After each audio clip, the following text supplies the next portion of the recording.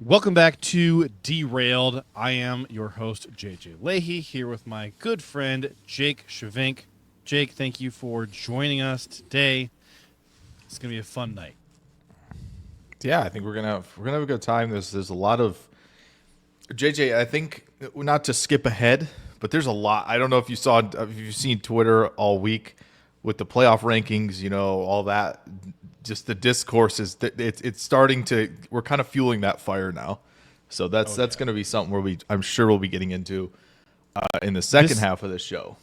This was the perfect year for us to start podcasting about Northern College football. Oh, there's some. The SEC are so angry right now about And Indiana. SEC media, SEC backed ESPN is also losing That's their really minds. who I mean. They're really A lot of the time, it. if I'm griping about the SEC, I'm really talking about like Paul Feinbaum. I'm talking about, I guess Kirby Smart. Talking about not really Nick Saban anymore, but like for a while, like Nick Saban on your TV pleading for why his 3-loss Bama team deserved to be in the top 4 or whatever. Yeah, That's really who I'm attacking. I'm not criticizing the players for the most part. I mean, a couple of them here or there, but just the ones who deserve it. But yeah, Jake, there was a Packer game this week. I'm really torn because there's so much Packers stuff that we can talk about, and I also really want to talk about Northern College football. But there is so much Packers stuff to talk about. First of all, props to you. You called it. You were, man. Anybody last week who was listening to me on the podcast was probably really frustrated watching the Packers play and going, man, this Bears team is terrible, and we can't do anything against them. And if instead you listened to Jake all week, you went, oh, okay, yeah, see, this is the kind of game that Jake called for. He said it was going to be a nail-biter, really close. Kudos to you. Good job. I hate it, but I also hate it, by the way. I also hate it. That was not fun to watch. But at least it wasn't like, for me, it was kind of like, yeah, it's about right. They're gonna find something. I don't even think it was necessary. I mean, there was some offensive coordinator related stuff, I think, that helped, but like it was just kind of mostly like, yeah, they got up for this game. They know they're not making the playoffs. Like, if there's any game that they want the most, it's this one, especially at home. And it just felt like, I said it like in this context last week, like it's in the models that they're going to find it, because that's just what happens. Like I think you're going to probably point that out a few more times in other divisions down the stretch this year, where you're going to be like, this makes no sense that someone's going to, and then they will. Like, that's just how some of these divisional rivalries go. Even if it's been one-sided, like sometimes they're going to give you their best. Tool for this sums this up perfectly. It wasn't fun to watch, but boy, will we remember it. And that was worst case scenario for Bears fans. Oh, let me tell you. Okay. So I'm sure your reaction watching the game was similar to mine. Yeah. All right. The Bears finally get within field goal range after that Keenan Allen catch. And I'm sitting there, and I got my wife on one side of me. I got my 2-year-old daughter on the other side of me. So I'm keeping my comments G-rated. Sure. But there's much harsher language in my heart, and I'm feeling it. And I said out loud to my wife, I said, I can't believe we lost this game. And then the kick gets blocked, and I fell on the floor laughing. I fell off the couch laughing. I had tears in my eyes. I think my wife thought there was something wrong with me. I was laughing so hard. And I got to the end, and I said, here's the thing. I feel horrible about what I watched the Packers do for like 48 of the last 60 minutes of football that we watched. But I don't think that I would have wanted that game to end any other way, because here's the thing. Bears fans did not care about this game. They were so checked out. They were so done with the Bears after the last couple of weeks. And then this game reeled them back in. This was the cruelest possible way for the Bears to lose this game. I was laughing so hard. I mean, we were all thinking about Cody Parkey. And like, oh yes, oh, it was so beautiful. Oh yes. I mean, it was honestly. I was trying to think like before I tweeted it, because I did tweet this. I was trying to think if there was a better way to rip the hearts out of Bears fans. I think they've seen the Hail Marys before from Rodgers, so they would have been like, "Oh, okay, so they're doing that again." It's way better this way. It was just the best way possible to rip their hearts out, because all hope was there. They're like, "Oh my gosh, they're 3rd and 19 backed up. Caleb avoids a sack, throws him, gets into 4th and manageable, hits the 4th and manageable, hits one more, and you're like, oh my gosh, side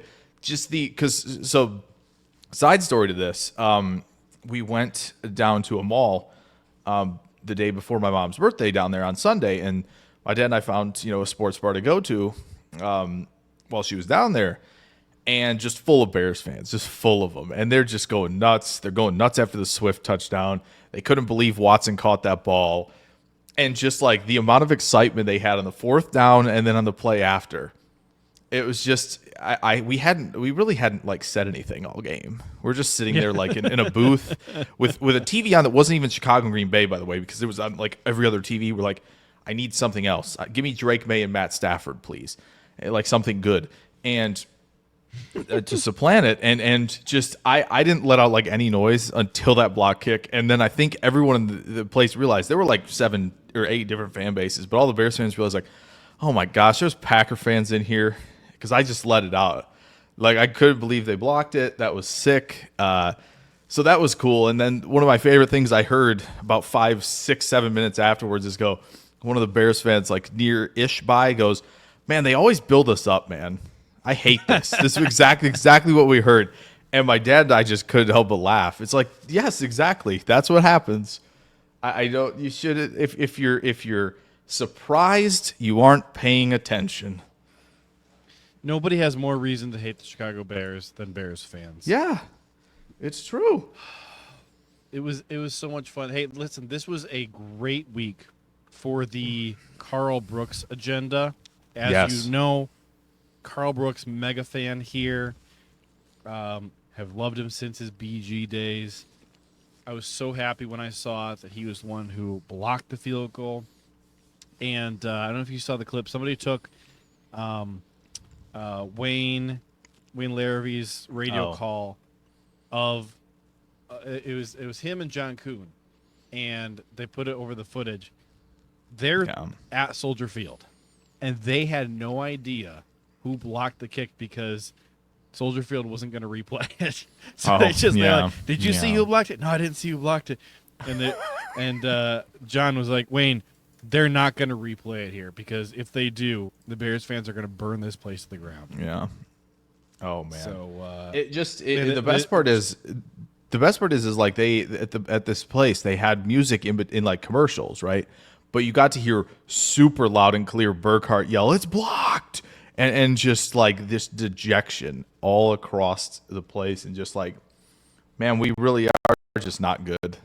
We did about everything we possibly could have done to win, and it just didn't matter, because Eberflus thought, you know what, that's that's close enough. We can kick. And then you hear from Packers players after the game going, Saturday, Bisaccia said, if he extra point, field goal, he kicks it low, we're going to block one of these. I think it was like he expects to, or like I'd be shocked if they didn't. I think those were more of his exact words. And just the fact that Green Bay is doing that on special teams, they're scouting of what their kicker's doing. And Eberflus isn't self-scouting, going, hey, I got this kicker. Oh, he kicks it kind of low.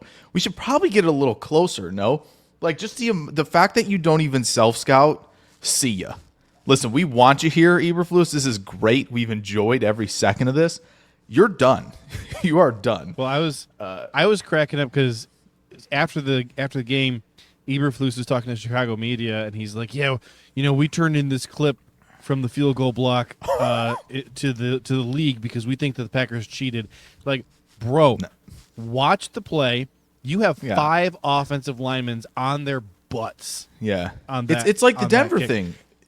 It's like the Denver thing. Denver just, the Chief said, We found, kind of the spot we wanted to attack based on what we've seen from previous field goals, and they just did, 4 Chiefs guys just blasted 2 guys on the front of their line on that block kick the week before. And so just to see that again, insane. And just for the Packers to, and it's got to be even better because Bears fans, at least the ones who, are in the know kind of around the league and all that, right? Because, no fault for people only paying attention to their team.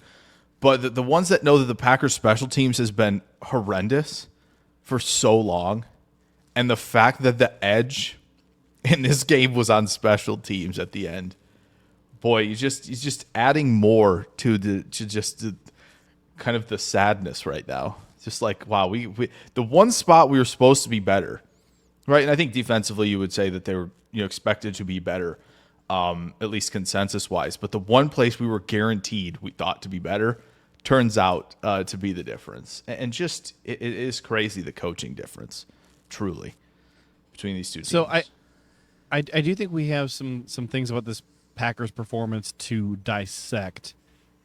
But before we go on and talk about some things that we loved and things we hated from the Packers offense and defense, I want to talk about something that I hate that came across the wire late today. And that is Mr. Magoo back in Green Bay. Jake, I'm going to give you a chance to react to it. But before you do, since I'm such a big hater of a lot of people and things, I'm a big Alex Magoo hater. I have a theory about what's going on. I think that Christian Watson has been playing too good, and they decided that they needed Mr. Magoo to come back and put him in the hospital again. So, only explanation I can think of as for why he's back in Green Bay. Your reaction? Go ahead. I feel like I'm just kind of numb to him being back. It's not going to get me to get a rise out of me at all or anything like that.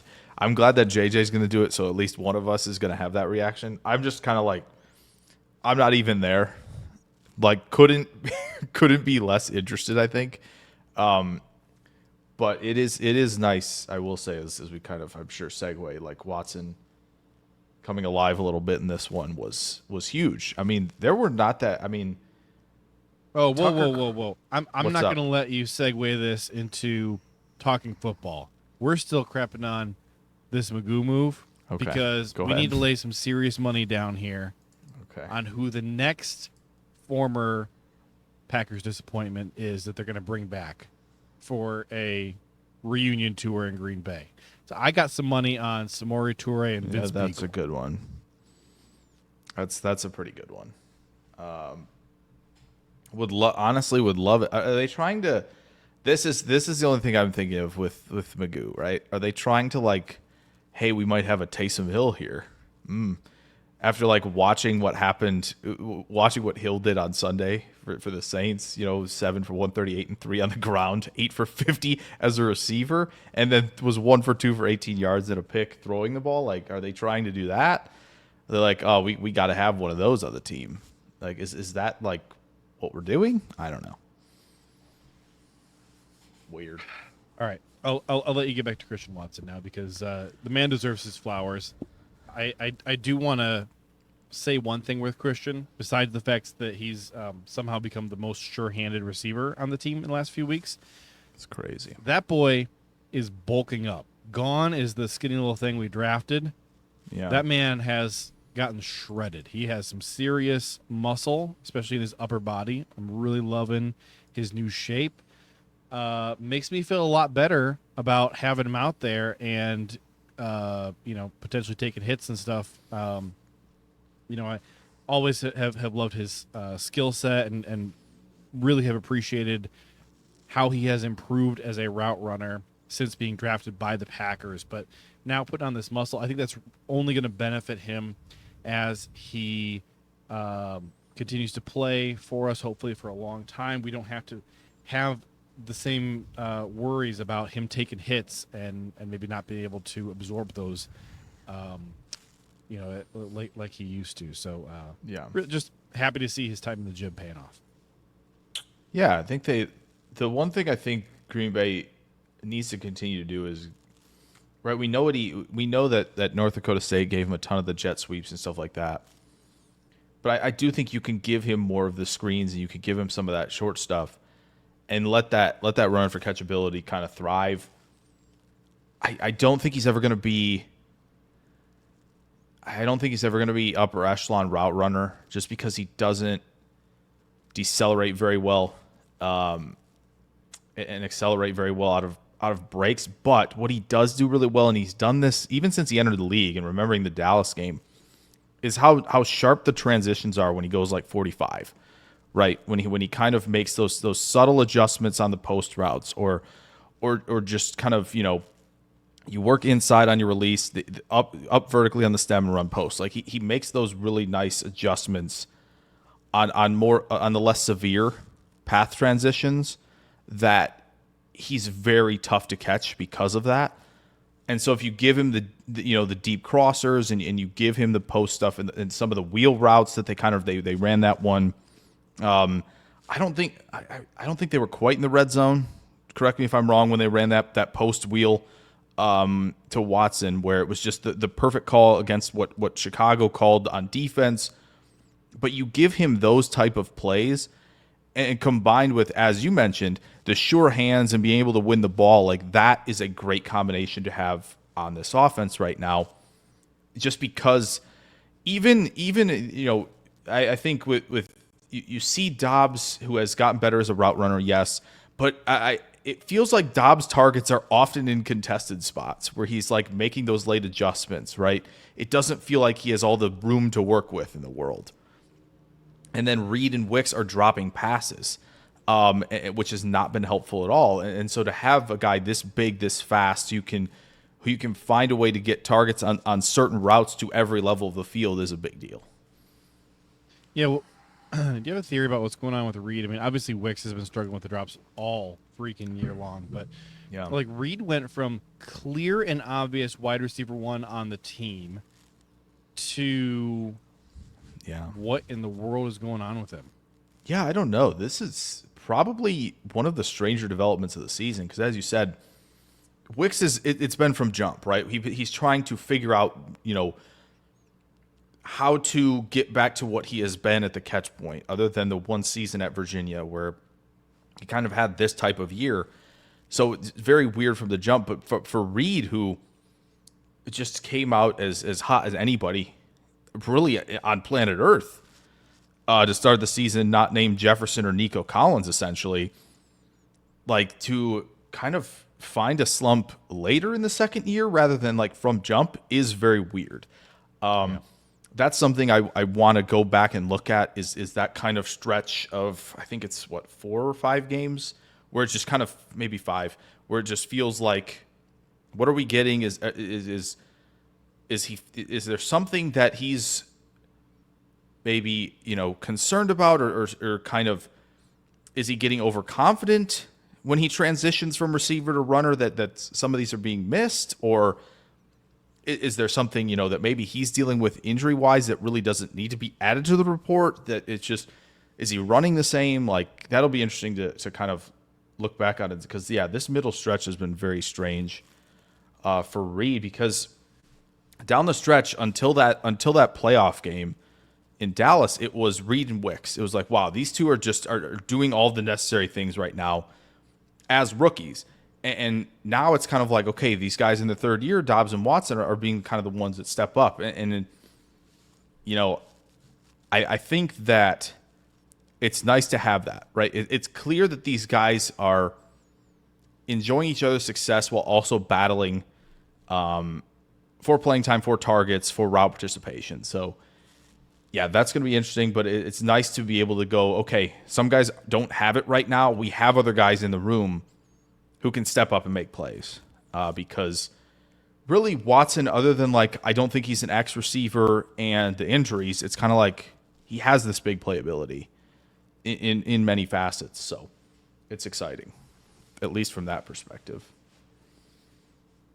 What's not exciting is the defensive performance. I think that just about everybody was pretty frustrated with what we saw from the Packers, and Matt LaFleur was pretty quick to own up to the fact that they just had prepared poorly for Caleb's scrambling, which I don't know that you or I would have, if we were putting together a game plan to stop the Bears, would have said, "Hey, let's not worry about containing them." Like, I think that would have been pretty high on either of our lists. So, don't really understand the decision making there. That's pretty good from Too Old for This. That's really good. You guys know football pretty well. Do you know what something called run defense is? That's really I'll tell you, our defensive line sure does not. I was looking. Yeah. It is wild. I had some people asking about, like, hey, what's going on with Kenny? And I went and looked at the JJ opens stats. up this 15-page binders. Like, how much time do you have? I will write you. Oh man, what's that called? I'll write you a dissertation. I will write you this dissertation on what's happening. That's really good. Anyway, go ahead. Well, I pulled up the stats season long for the stats and grades season long for all of our interior D line. There's not a one of them that's really playing that well. I think that Carl Brooks is probably having the best season of the lot with Devontae Wyatt on his heels. Wyatt started the season off like white hot. Yes. And has really not looked the same since he came back from injury. I really wonder how much that's nagging him. But the whole interior of the defensive line has to get their crap together.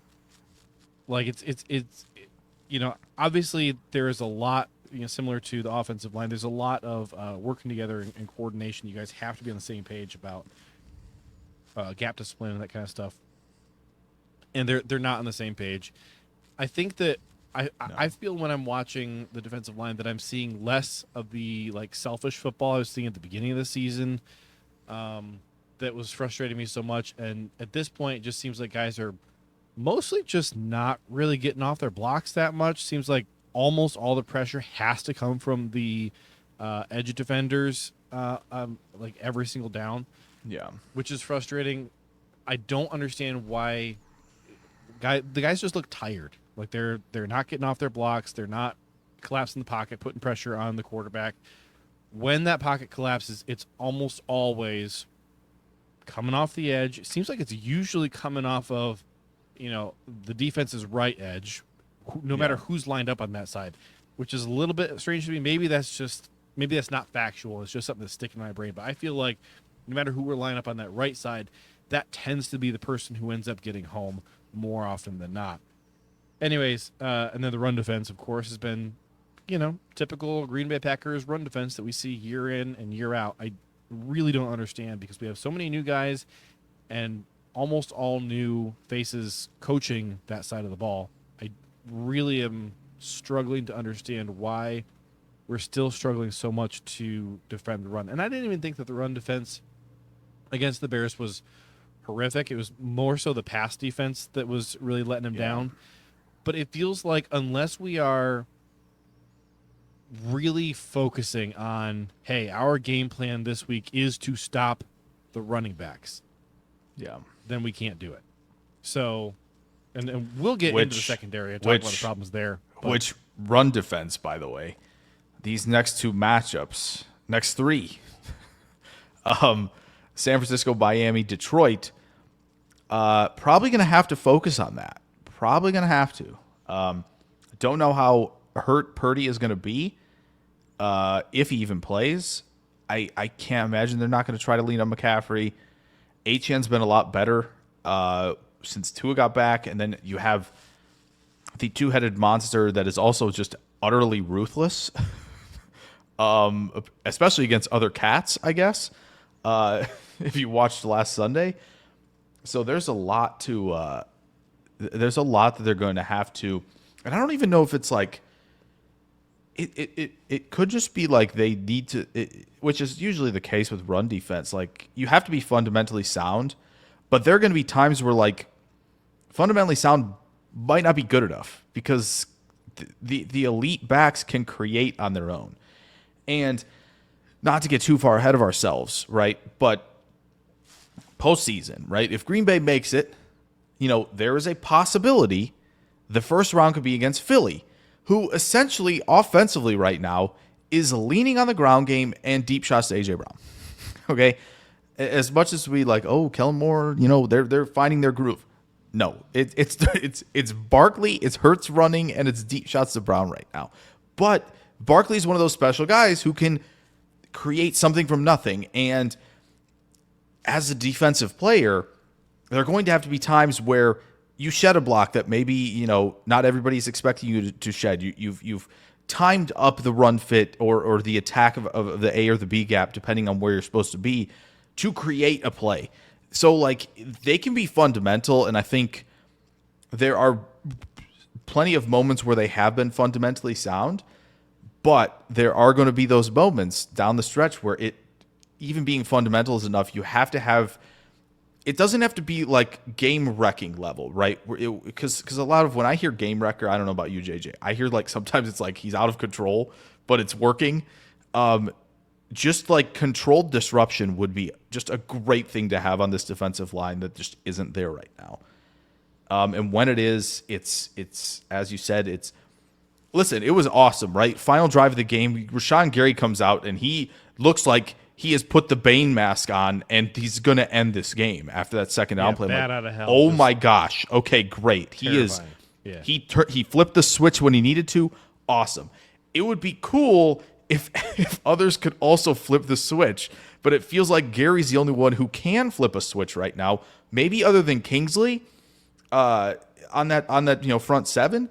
So it would be really nice to just have a few other guys who can flip the switch right now. And yeah, we'll dive into the pass defense, but that's just, I think the front seven is right. They're putting Quay in a position where he's got to be the Mike, and we kind of thought that wasn't where he was going to end up playing long term. Well, we thought when you say when he was drafted, or you mean like this? I think maybe when he was drafted, they're like, oh, he's big, he's fast, we're going to train to be the Mike. And then I think last season when you saw how instinctive and in the right place he was to nearly create 6-7 turnovers last year that he should have probably converted, it was like, okay, he has found it in coverage, perfect. Okay, find the Mike in the draft. And I know it wasn't a great draft to find the Mike in, but I think as much as I want Cooper to be that, and he has the length to get off blocks, and he's shown that at times, it just doesn't feel like he's ready to do that yet. And so now they're in a tough position where they don't want the rookie being the Mike, and they go, okay, this guy's a veteran, let's give him this opportunity. And so that's tough on Quay, which I know everybody's very down on, but now he has played multiple positions, multiple schemes now, and that's a lot to put on. So it just, I don't know exactly.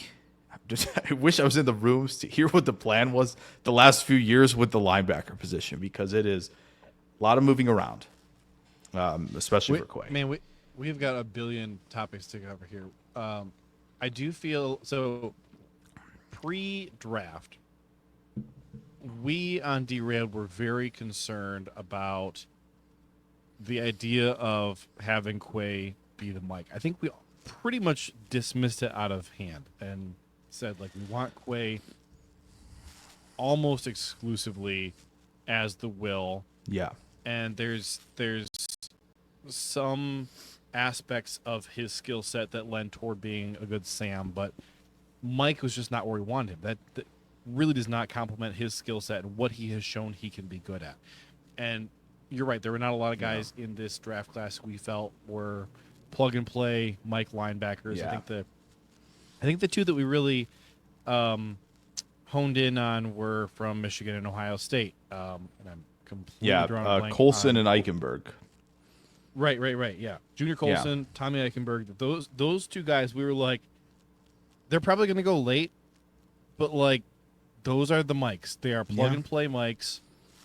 You want them with the green dot, run the defense, frees up Quay to not have to be guessing and reacting as much. He can just kind of play his guy or play the ball, either one. Yeah, and would have been nice. I'm stopping myself from going on a rant because I have ranted enough about how this year's draft was approached from a philosophical standpoint. But Yeah, there's a lot we could go down. They're that definitely rabbit missing hole. a guy. They're missing a couple guys, right? Because if we want to transition into what the pass defense is doing, like I don't. Before we do the go pass ahead. defense, Go ahead. There Yeah, was you got a something. question in the chat that I want to hit on. Okay, from Adam, who is more at fault? It says for the run defense. I'm kind of just going to open up to the defense as a whole. That's fine. Specifically between the defensive tackles versus the linebackers. I think it's more so the linebackers because Jeff Hafley, a lot of time, is sending a linebacker through the correct gap to make a play to stop the run. Yeah. And then you got, I'm so sick of seeing our linebackers ricochet off of the running back. Like, do you not practice tackling at any point? Yeah. There were 3 different plays on Sunday where it should have been a 2-yard loss, and instead it was a gain of anywhere from 2 to 4 yards. I think on 2 of them, and another one went for longer than that. Yeah. Where 2 of them it was the linebackers, and one of them was, I think, Evan Williams. Sounds but right. You have a that guy sounds right. in the backfield make the play.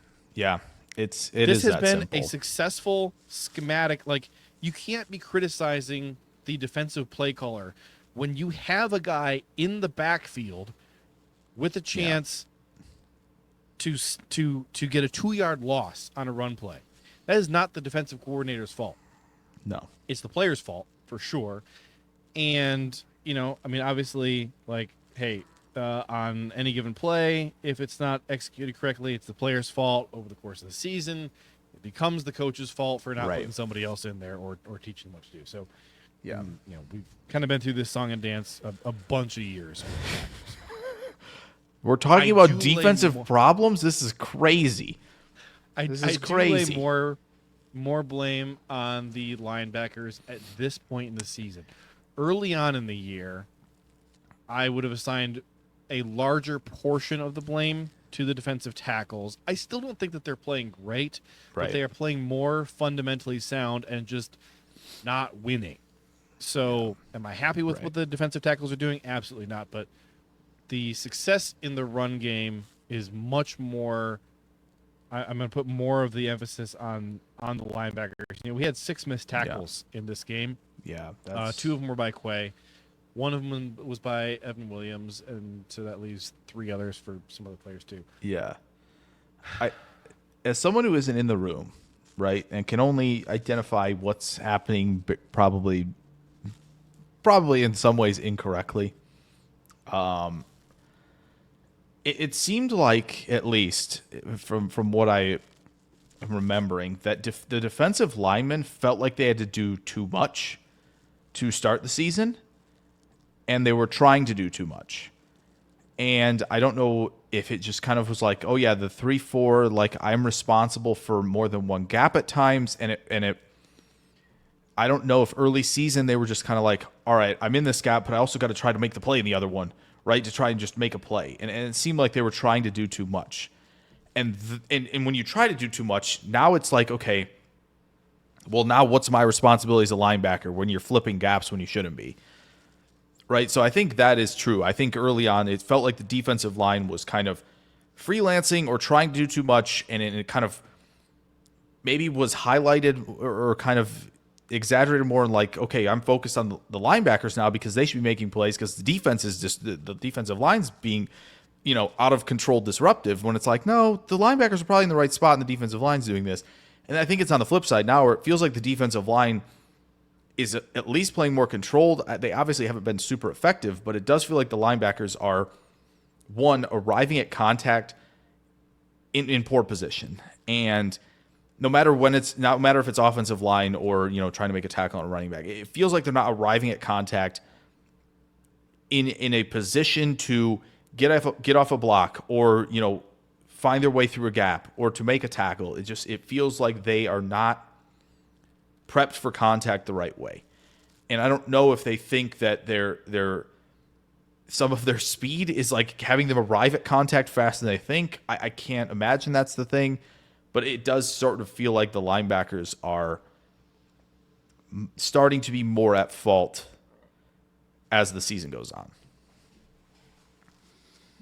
I think another big problem that we had, like obviously, this is sort of a halfway transition over to talking about the secondary as a whole. Yeah. But Xavier McKinney has kind of quietly come back down to earth the last several games, not just against Chicago. He was really being Superman for the defense for most of the season. And I think when he kind of started, how should we say, like stooping to the level of the rest of the defense, that's been a problem. Like obviously the defense has had a hard go of it for the last 3 games. Jacksonville, they didn't play very well. Detroit obviously was horrific. I think the Chicago performance was pretty darn bad from the Packers. Now, we have seen time after time the Packers come out of the bye week looking flat. This is actually the second time in the last few years that they played the Bears coming out of the bye week, and the Bears shot themselves in the foot, and it didn't matter that the Packers kind of laid a goose egg. Thank goodness. So I'm not really expecting what we saw against the Bears to necessarily show up next week against the 49ers. I do think you're going to have a different look on the defense, or a different side of the defense come out and play with a different energy against the 49ers. That's what I'm expecting to see. But Evan Williams and Xavier McKinney both kind of having a down game this past week against Chicago, I thought kind of made all the difference. McKinney had, I don't know if he was credited with missed tackles, but he had two plays that I thought were really, really bad. One of them was on that long, was it Roshan? I think it was Roshan who had that long run, and he had McKinney had a pretty bad missed tackle and gave up the touchdown on that play. But earlier on, there was a play where McKinney was in coverage, and there's a big completion, I think to Odunze, but it might have been more. And McKinney just kind of misses him badly. Yeah. And it was so un-McKinney that I sat there for a few seconds trying to remember, like, who the heck is number 29? Like, I couldn't remember because I'm just not used to McKinney playing like that.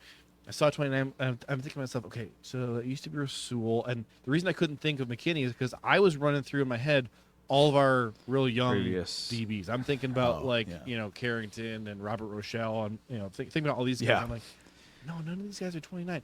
It was, like, baffling to me. And then a few plays later, McKinney makes a tackle out of bounds. And, there was talk about, like, hey, is he get flagged for it, whatever. And at that point, I saw it was McKinney, and I'm like, oh, yeah, that's right. He's 29. Wait, hold on. So that's when I started really kind of zooming my focus in on McKinney for the rest of the game. I felt like he was just, like, kind of checked out.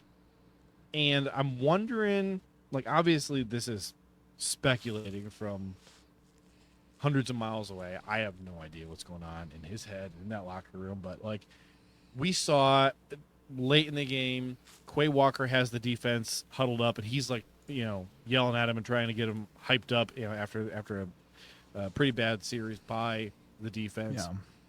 And you saw McKinney walk away from the huddle early, shaking his head, and I was just like, I don't know. I don't know him, and so I can't speculate, like, what was causing him to do that. It made him look like he was checked out, but maybe he was just walking away going, like, man, I got to be better than this. Like, that was not up to my standard for myself. Who knows? But if we can get the best version of McKinney back, get Evan Williams, we really missed him against the Lions. I think that, next week, if those two guys can be on the same page, get all the sleep they need the night before, whatever it is, so they can show up, that's going to make the world of difference, because the rest of the secondary, especially without Jair, really is in trouble. And when those two safeties are not driving the success of that defensive backfield, it changes the entire flow of the game. Yeah, I think, yeah, I think you nailed it. I think once it was kind of like, oh, Jair's is going to be out for the game. I was like, oh boy, really going to have to buckle down on obvious passing downs here, because what the Bears unfortunately finally did is they were like, yeah, 3rd and 5, 3rd and 7s, 3rd and 8s. Keenan Allen's going to run an in or out breaker, and he's going to win. Because we know he can win those. And he won those. And it was kind of like, yeah, Green Bay just doesn't have the guy to cover him in those moments right now. And that makes it difficult. And I just think, I mean, we're going to be talking about it all offseason for sure, where it's just like they just don't. When you face a team like that, and again, Keenan's on the last kind of end of the career thing, right? DJ Moore hasn't always been the best gasp. Like X separator guy, but he has got a lot of speed and he uses it well. And then Odunze's still a rookie. But when you face teams that have a kind of triple threat at receiver, sometimes, again, the scheme can be really good, but there are some times where you, at some point, if you're going to man up, just do not have the horses to handle teams like that. And it's not going to be quite that level this week per se. But I do think Jennings has played really well for the Niners this year. He's kind of assumed the Ayuk role of needing to win on a lot of different routes. Pearsall was good at this out of college, got some Adam Thielen comparisons. So they're going to have it. And then they're going to have Hill and Waddle, right? And then they're going to have Amon-Ra. And so down the stretch, there's going to be over and over and over. And it's going to be very tough if someone doesn't figure it out at the nickel position. If you know, Bullard is getting thrown into that right now and trying to figure it out and doing what he can, and Nixon's being put outside. And so there's a lot going on where if they don't figure it out, they're going to be out horsepowered in the secondary without Jair especially. That is going to make it more difficult on third downs, even third and mediums, third and longs, where you feel like you have the advantage, which circles us back to the problem that we're not getting pressure. And so if one group isn't helping the other one out at all, this is where defensively things can fall apart very quickly. If you don't have Gary helping out the defense every time, is kind of being the closer, the only closer that there is on the defensive line right now, and then McKinney and Williams trying to do everything they can to pick up the slack and cover. Like, it can't be like that right now. And they need to at least have one of them work, not to keep, again, bringing this in from other teams right now. But if you watch Philly right now, it is cooking with them right now. The young guys are completely tuned into, okay, I have this man when this, and they've got all, they're slowly figuring out, cover three, I've got this. We're passing stuff off in mesh like this based on the coverage. We're playing quarters this way. I know what my assignment is here. If we're running trap coverage, I know what my assignment is. Safety knows what their assignment. Like, they're very disciplined right now, and they're rounding into form right now, just with principled play. Not to mention, the Eagles also have a Jalen Carter who can get home, right? Sometimes Josh Sweat comes in. Sometimes Nolan Smith comes in. Sometimes they blitz Bond or Nakobe Dean, who also, right, Bond has played edge rusher. So Bond knows how to win, and they're playing with linebacker. So, like, the Eagles are rounding into form because now both parts of their defense are figuring it out. And I just feel like if the coverage part of Green Bay isn't going to stay consistent, hopefully but we see where I'm going in is we just get into this, like, not good cycle of, like, they just don't have horses right now who are stepping up. And if, as you mentioned, the horses on the defense don't have good games, now we're in serious trouble. And so that's, I think, the biggest concern down the stretch is there has to be fundamental football at the very least with how they're playing. And that comes down to the tackling part, that comes down to responsibilities and coverage, that comes down to run fits. And that's got to be the first step to kind of right everybody's ship, not named essentially the three that I mentioned. So it's a lot. Can we have a Rashawn Gary conversation? Because there is a big disconnect between what I'm seeing from Rashawn and from what a lot of Twitter is seeing from Rashawn. And so I want to give you an opportunity to weigh in and share your thoughts on Rashawn's season. Sure. Rashawn Gary is like, I think, getting the lion's share of fan ire this year. The most frustration probably has to do with the fact that he got paid. And 100%. People want to see the sacks. He's not a big sack guy. He's more of a pressure guy. But so I'm gonna throw his PFF stuff from this year up on the screen. Okay. Want to walk through it. Let's talk through what he's been doing this year. So, first of all, coming off the edge, you want to looking at pressure rate. This is the way that I always do this. Go look at pass rush attempts right here. He's had 252 on the season. Look at total pressures. You want a baseline of 10% pressure rate from your edge rushers. Anything below 10%, in my book, is subpar. Yeah.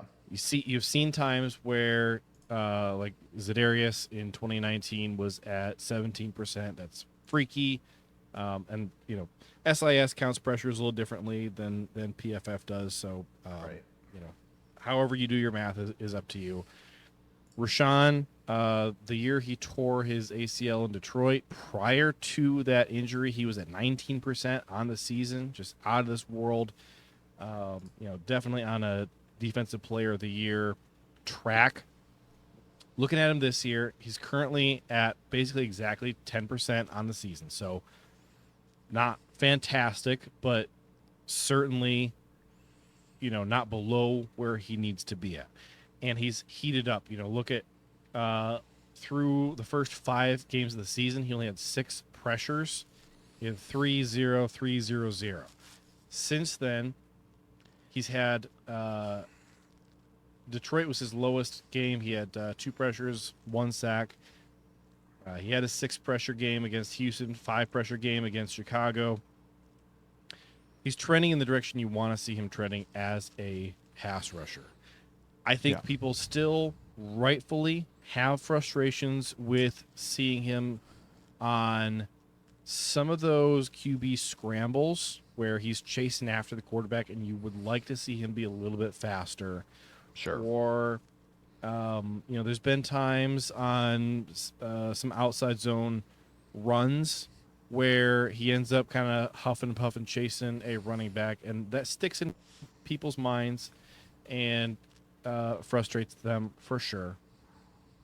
But I don't see, for me, I don't see this really frustrating down in, down out performance that a lot of my friends on X are seeing, to the point where, they're saying, hey, we got to get Quay and Kenny and Rashawn off this freaking team. And I'm like, why are you lumping Rashawn in there? Like, dude is, in my opinion, the second best defensive player we have at the moment behind Xavier. Yeah. Like, I don't want to live in a world where we don't have Rashawn on this defense either. No. Frankly. So I just monologued for a long time. Tell me your thoughts on how Rashawn has been playing. Your thoughts on where you'd like to see him improve, and I don't know, give me your grade, I guess, of how he's playing compared to the expectations of what you think he needs to be producing for this defense. Yeah. So I think the big thing, you look at the pressures and you go, oh, is he, is it a level of competition thing? No, not really. I mean, Indy, Tennessee, LA. Now, obviously, you would like to see pressures against Indy and LA, but you see 3 pressures in a sack against Philly. Philly's got good offensive line. So he shows up for that game, a decent bit rushing the passer. And I know that you can go down the list and go, well, there's some teams on this that don't have great offensive lines.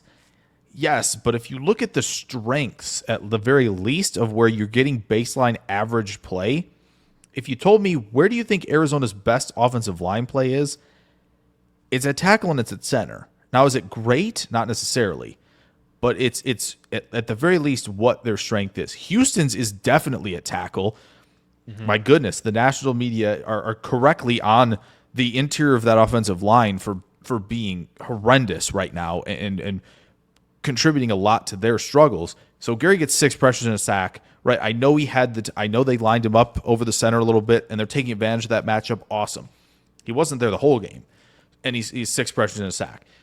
Jacksonville, I mean, probably more tackle. I know they traded Cam Robinson, but they're probably stronger at tackle than they are on the interior. Okay, and especially because their centers had injury. Detroit, same thing, for sure. Weaknesses are the guards. There's no question.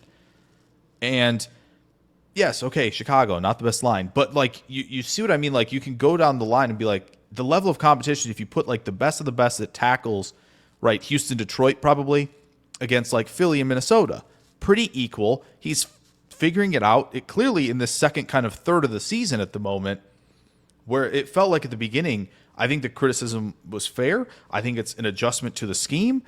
I still think my biggest criticism right now for him, which is something that Mike Wall has also pointed out, he is still kind of in the mindset of being in the 3-4, and because he has explosion, because he has speed as a part of his game, he is trying too much to win the outside track. And because teams are onto that, they just meet him at the spot. So he has to be working off of that. He is big, he is strong, he is explosive. Run through people. You can do it. And he is the correct size to be playing the 4-3. Okay? I get it. They went this whole big edge rusher deal at a 3-4 to get explosive players. Okay. Gary and LVN a little bit as well. Run through people's face. Run through their face. Okay? San Francisco is going to give you opportunity, especially at right tackle, but also Trent Williams isn't playing that well this year. I better see tackles on the ground Thanksgiving night. All night. Stop giving, tackles who have enough baseline athleticism, right, the freedom to just go, okay, I just need to get out wide, few shuffles, and I'll stop him from cornering. First, don't let that be your only thing. Run through people's face, win with the inside move, show you have that power that I know you have to win in a variety of ways. Don't just try to win the corner. Okay? You're not Will Anderson. You're not Micah Parsons, where you can run underneath the table turning a corner. You aren't that. And I know you were asked to do that in the 3-4. We cannot have that every single rush. You have to show some variety. You have to show us why you're 6'5", 6'4", 270. Run through a bleeping person's face. Okay? Just a few times. And I really think the results are going to be there. So I think he's trending in the right direction.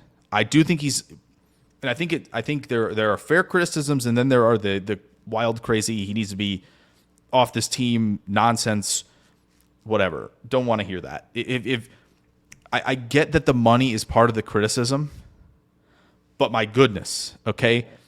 Relative to other edge rushers in the first round, maybe not named Tyree Wilson or Miles Murphy, LVN, it's not going well, okay? It isn't right now. I think he's I think PFF's graded him okay as a run defender, but, like, he's in kind of that same boat where he's stiffer. So what's the plan? Stop trying to win the corner as a 6'4", 270-pound guy. Please run through a tackle's face. That should be the goal. That's what he did at Iowa.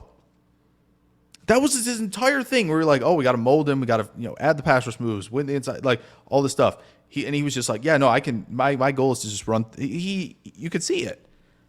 Gary needs to adopt that, but he can keep the trying to win the outside edge. That's fine.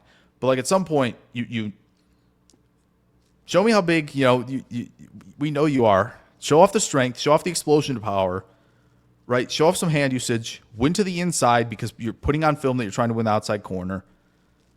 And I think that Gary can especially continue riding this ship even to better production, because I just think that he's still in that mindset of like, I need to win the corner. He doesn't have to be that. He doesn't have to. So Tyler Derschel pointed out Zach Cruz said Gary has had more success rushing from the right side versus left. I did pull up Zach Cruz's tweet on that. Zach says, something to consider. Preston Smith rushed mostly from the right side. Now Rashawn Gary is getting more chances on that side. I have not gone and double-checked either of those statements, but we'll see. Gary, so far in 2024, rushing from the left side, 15 pressures on 182 pass rushes. That's sub 10%, obviously. Yeah. From the right side, 10 pressures on 54 pass rushes, which is 20%. So, jeez. Hello. I mean, that's certainly a market difference. That's something right there. 8% or 9% versus 20%. So it's massive. We'll see. I've obviously, as I said, I've not gone and vetted any of those statements by Zach. Yeah. He usually does a good job, but don't quote me on those stats to be correct. Should we talk about 49ers injury status? You can. I have a fun little segment we can throw in, either on the transition or before we do Niners. It's up to you. What do you think? You want to go Niners first? I'm good with that. Yeah, let's do that. Let's do that. Okay. So, all right. Obviously, Jair Alexander not participating in practice today. Not a good sign. No. Certainly not what you want to have happen. For the 49ers, obviously they're missing Brandon Ayuk. George Kittle was thought to be out. He said today he is playing. So, woohoo. That's just what I needed in my freaking life. Anyways. At the very least, the Packers have the speed at linebacker to run with him. Now, are they going to be in the right position to run with him? That's a different question. You specified speed. They have the speed to run with him. That's factual. You can't deny that. It's true. Do they have anything else required to handle that? I don't know. That's a whole other topic. Charvarius Ward, I think, is going to play. Seems like it. Yeah. So, as far as who might actually be out, apparently Nick Bosa is playing. Yeah, I did see someone comment that. Or somebody in our chat. Where was it? Somebody in the chat said it. Yeah, I did see that. Too old for this. Bosa said he's playing Sunday. Too old for this. Maybe you were thinking of Kittle, or maybe Bosa actually said it. But there is Shanahan okay with these guys saying that they're playing? Because of that, or has the mindset switched from that whole McCaffrey debacle? Do you believe? The season? Yeah, the Jordan Mason. Yeah. Do you believe the rumblings about Shanahan getting fired? No, I don't either. It's I just insanity. That seems crazy. They're saying John Lynch and no. And like I'm not a big John Lynch fan or believer. Like he's good. Whatever. But yeah, they are good at like aggressively timing trades and they've worked out. Wouldn't say he's the best drafter per se, but like it's working. And I forget who said this. It might have been Kevin Clark who said this, but like it makes. First off, you're in the Super Bowl last year. Okay, that's the one thing. First of all, they've been to the Super Bowl twice under him.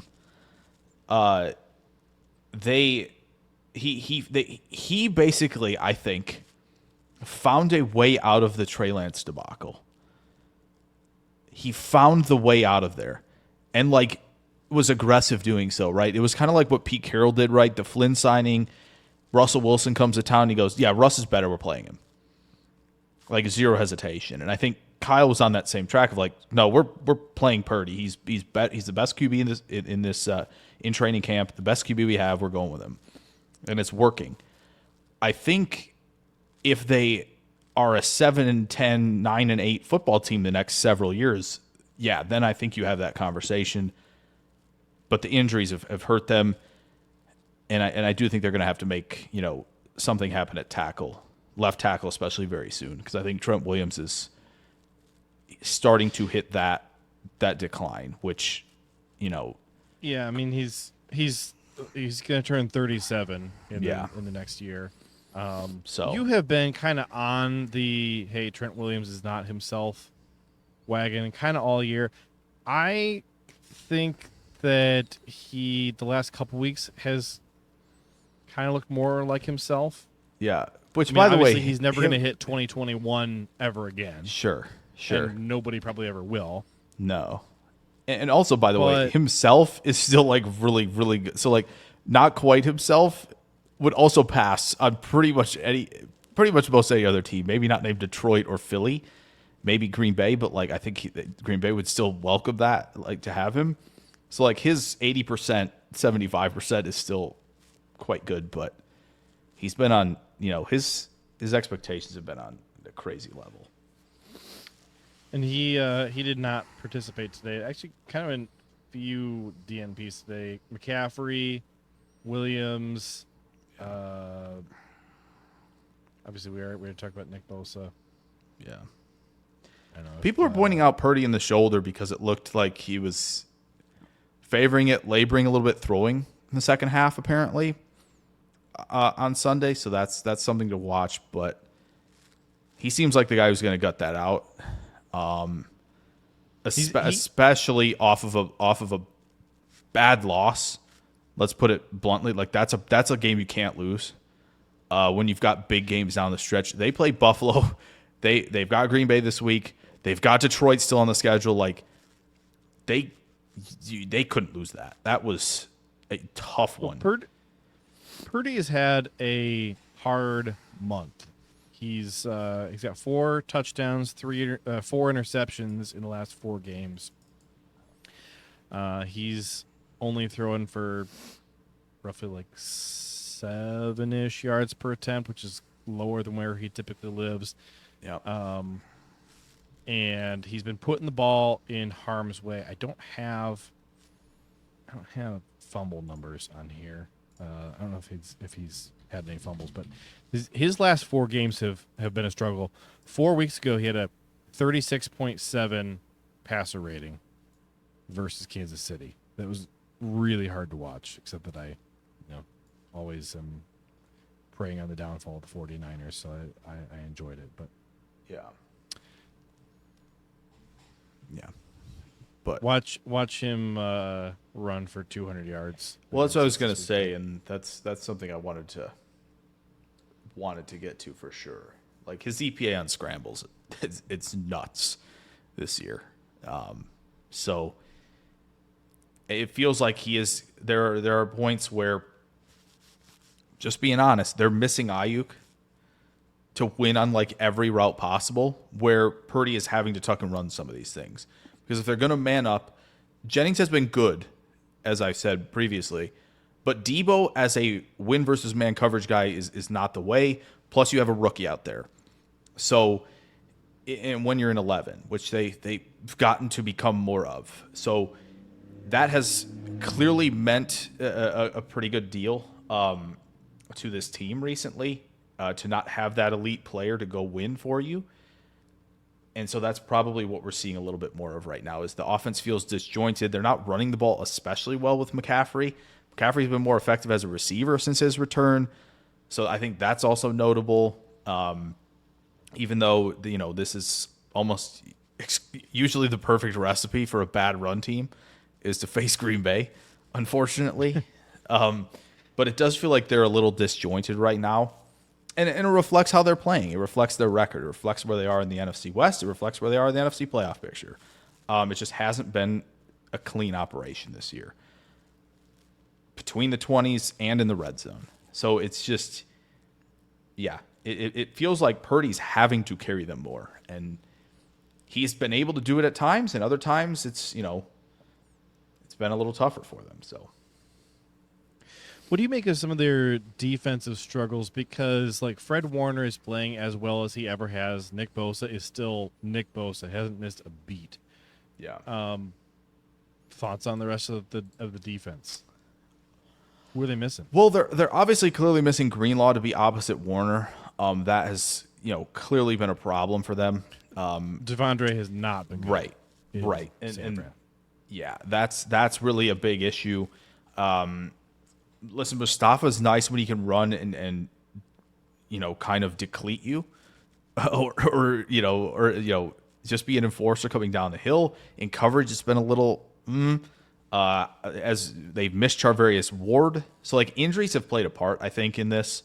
Right, Javon Hargrave went down several weeks ago as well. They haven't had that level of interior pressure. So injuries have hurt them for sure. I know they lost Hufanga, but Hufanga's, I think, similar to Mustafa, right? The big hitting, fly downhill, make the splash plays, but sometimes be a little bit of a liability in coverage. So I do think they have struggled a bit in coverage. JSN was routing up their new $18 million corner last week in the slot, so that's another problem. Jaden Reed, I think where is it? Tyler Dershel, I think, said it right when he came in. He said, "Sorry, I'm late." Yeah, here it is. "Sorry, I'm late. Reed and Kraft are going to eat." That is exclusively on your new $18 billion slot corner, Diamador Lenore, and on Devondre Campbell. And 100%, Tyler Dershel, you nailed it. I think they are both going to eat over the middle of the field. Just throw away from Fred Warner. You need to know where 54 is. Target Dre and avoid Warner like the plague. Yep. Yeah. This is Fred Warner. This is a Richard Sherman SOS situation. Avoid at all costs. Do not throw over there type of thing with Fred Warner. Don't even think about thinking about it. Jordan, I'm talking to you right now, okay? Mister, I like to thread this needle. Watch me throw this one. Like, don't do that. Not with 54. Well, and what's Jordan's Achilles heel? It's linebackers. Always. Yes. It's always linebackers. Yes. It's safeties, corners, whatever. It's always the linebackers. Yeah. So please, for the love of God, pick on Devondre. Pick on all their DBs. Yes. Yeah, you can pick on the DBs. Leave Fred Warner alone. Again, I think Charvarius is probably going to be able to be more of a disruptor out there and throw off the timing. That's what he's going to do for them at corner if he plays. But other than that, yeah, I agree. It's, Jair Brown's been on the back end. Mustafa, I just don't. Athleticism plus instincts, right? Athleticism more of an issue for Brown, covering ground. Instincts and processing more of an issue for Mustafa, which is fair. He's a rookie. But as you said, there are places to attack. And especially when they don't have Hargrave in the middle, like Warner has to do like almost everything right now. He has to fit the run at a high level. He has to take, he has to kind of erase or make up for the mistakes that are happening in front of him and behind him. Like that man, he's got to be more frustrated than McKinney, right? Like he has to be, and he's not showing it, but he has got to be frustrated. So yeah, the one area where I think Jordan has not really cleaned up or improved since college is missing the kind of camouflage linebacker who's just squatting on a route there. Yeah. That was something that, was a problem of his in college that honestly I didn't really care much about because I just thought he'll grow out of that. And no, he kind of grew out of everything but that. Everything, any of his negative habits that he had in college, except for just like sometimes. And who was it? Was it who was the linebacker who intercepted him to end our season last year? It wasn't Warner, was it? It must have been Greenlaw. Yeah, it must have been. Yeah, and that was like that play. Like I'm watching it, in real time. It's playing in my eyes in slow motion, and I'm like, oh, I've seen this a billion times from Jordan when he was wearing a Utah State jersey. Like this is just it was vintage that Jordan. That 100% looked like Favre against New Orleans. That is like, don't do this, don't throw it back across, don't. Yeah. And he let it go, and you're like, you didn't do that. You didn't do that. That was an all-timer. Yeah. That's just, oh my goodness. Really quick, I know JJ, we want to keep this, a little bit tighter. I wanted to do this because there's been a lot of comments, and we've, a lot of questions have been thrown out. I want to do this like, rapid fire, Chris Berman fastest 2 minutes style of question where it's just like, let's get a quick few ones in here to kind of from comments. Yeah, just from some of the comments. I want. There was one real early. Can I pin this one?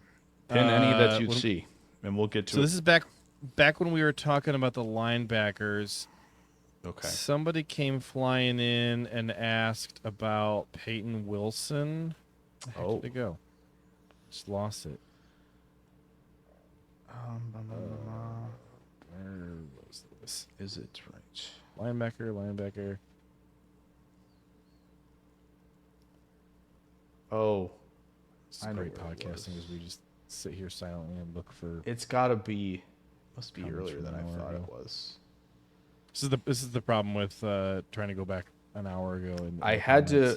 What I made the mistake of is I had the idea after all the comments were coming in, and I didn't favorite any of them. I'm not seeing. I forgot you can favorite them. Yeah. I always forget about that.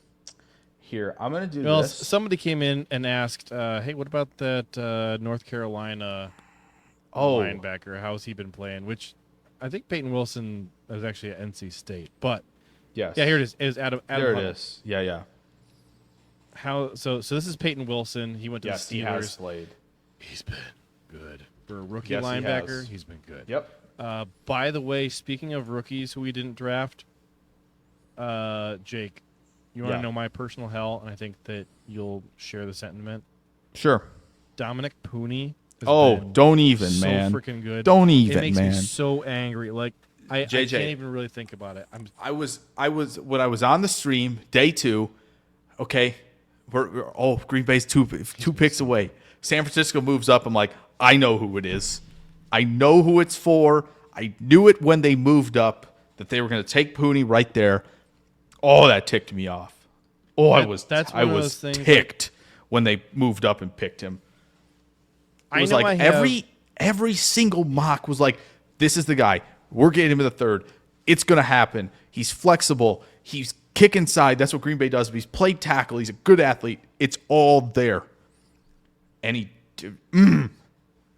John Lynch. I know I have football anger issues. Like it's just one thing, and I do a really good job at like controlling it. Like I don't lash out. I don't let my anger show in person, but like I feel it. It hurts so bad. And the 49ers cause so much of my football pain. So much of it. And that Pooney thing, I was just like, so first of all, the Steelers kept drafting every single interior offensive lineman. I know. And I was like, okay, every single guy. Because I like the Steelers. They're in the AFC. It's really not going to cause us any problems. Like, whatever. I wanted these guys, but like, I don't think it doesn't seem like Goody cares about the interior this year at all. He's not doing jack. Very weird. But then Pooney to the 49ers, and I was like, this is my hell. You've got to be kidding me. And we're going to have to deal with this guy now for years. And it starts this Sunday. Sucks. Yeah, it sucks. Okay. Yeah, that one. I'm going to move on to something else. But, Peyton Wilson's been good as a tackler. If you watch the last few games of his, what he's been doing in coverage, especially in the Washington game, especially in the Ravens game, where the Ravens have a ton of threats in the passing game, he has been all over the place, and it is tough to watch. It is very, very tough to watch. Tyler Dershel, over under 2.5 different wide receivers making Campbell tackle air. Why stop at wide receivers? What about I was going to say running backs? That's what I was going to say. Can we count tight ends in the receiving portion of this? Because if so, then definitely over. If it's just receivers, I don't think there's going to be more than 2 in the slot. Who's going to have more missed tackles, Dre or Quay?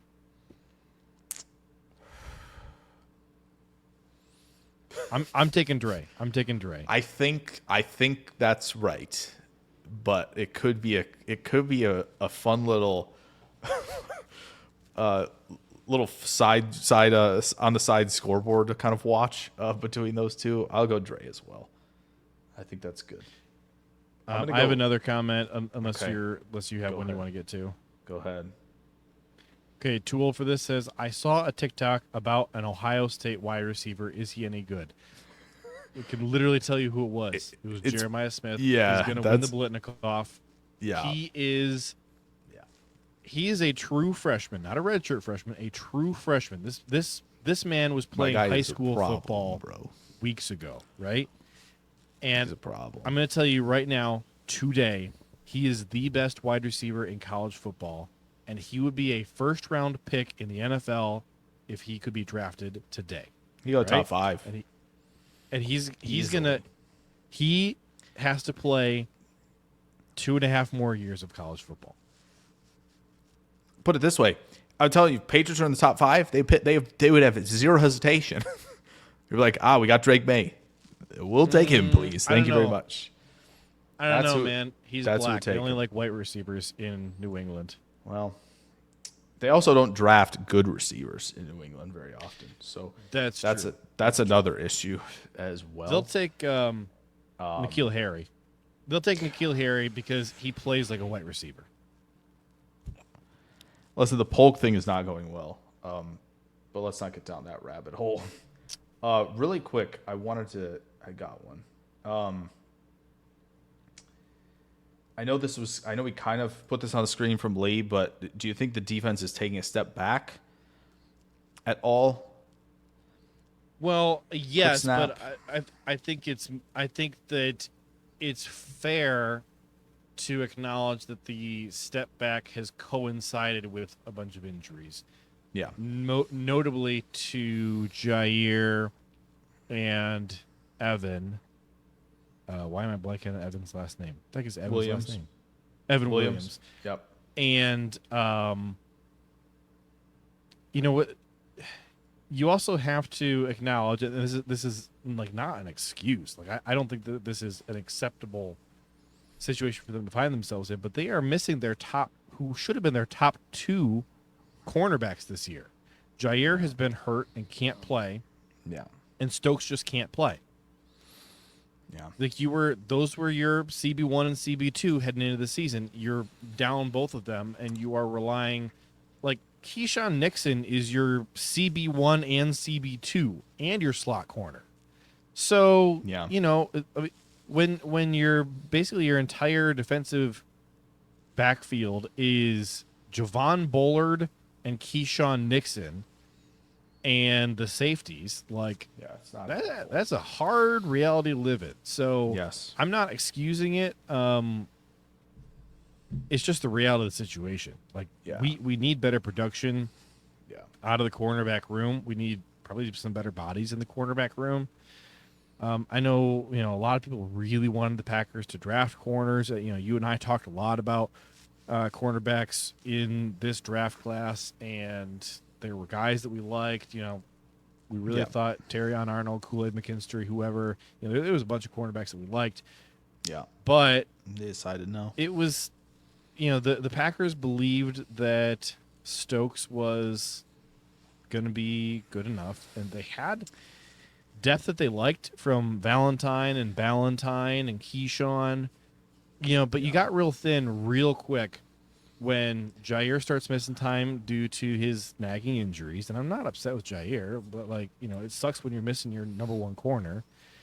And Stokes has just been going the wrong direction. I mean, I was firmly on the side of hey, calm down. He's going to be fine.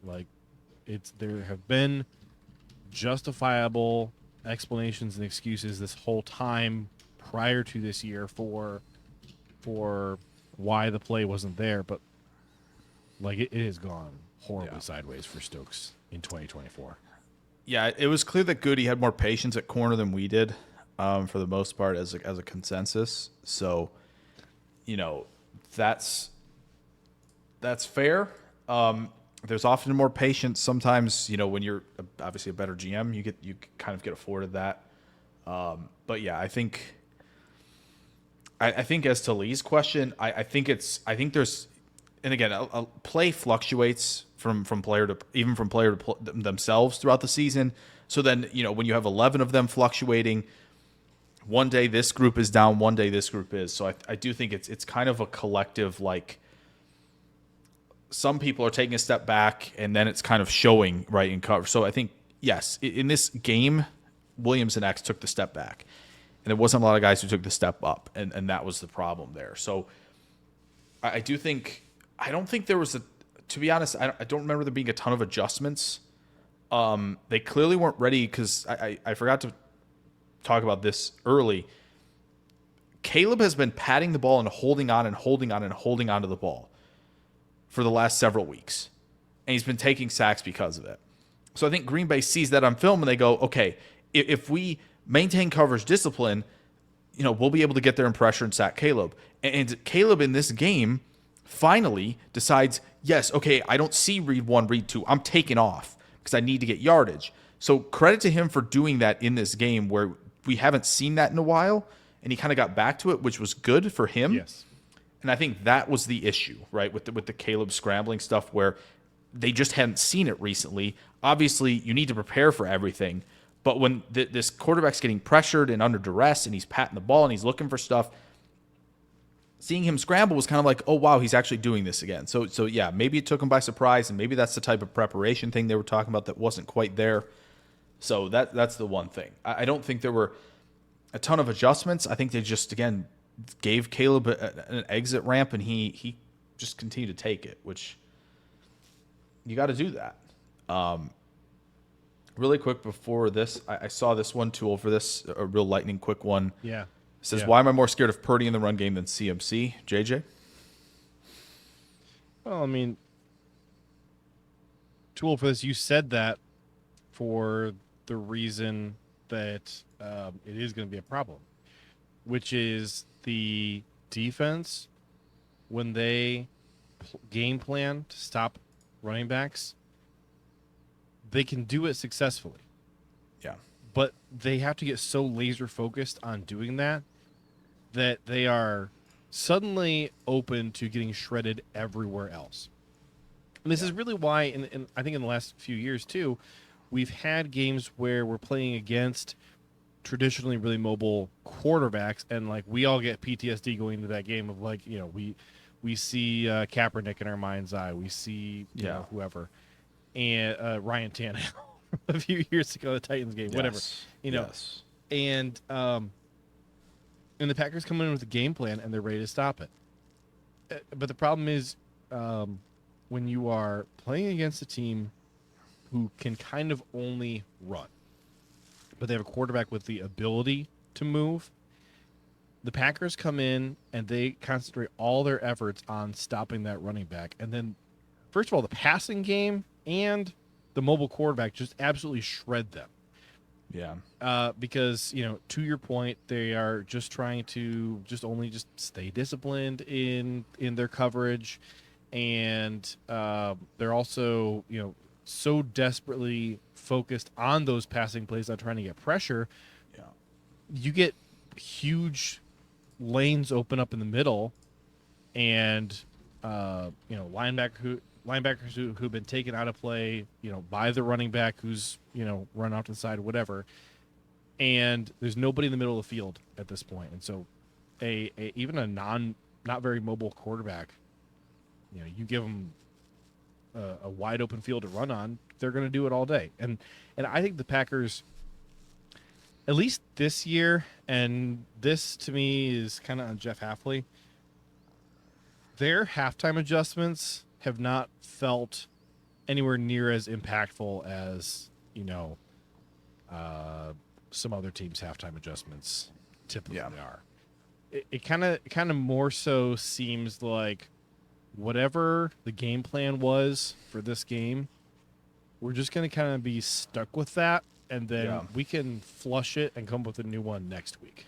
Right. It does seem like halftime adjustments are like more of, this is where we need to execute better, this is where we need to execute better, right? You're going to see some of this and this.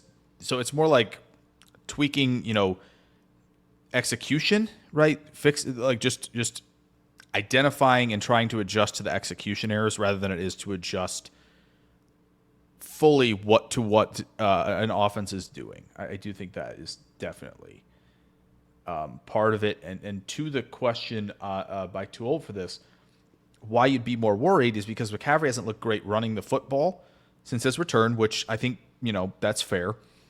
But Purdy has also led, has been really, really effective.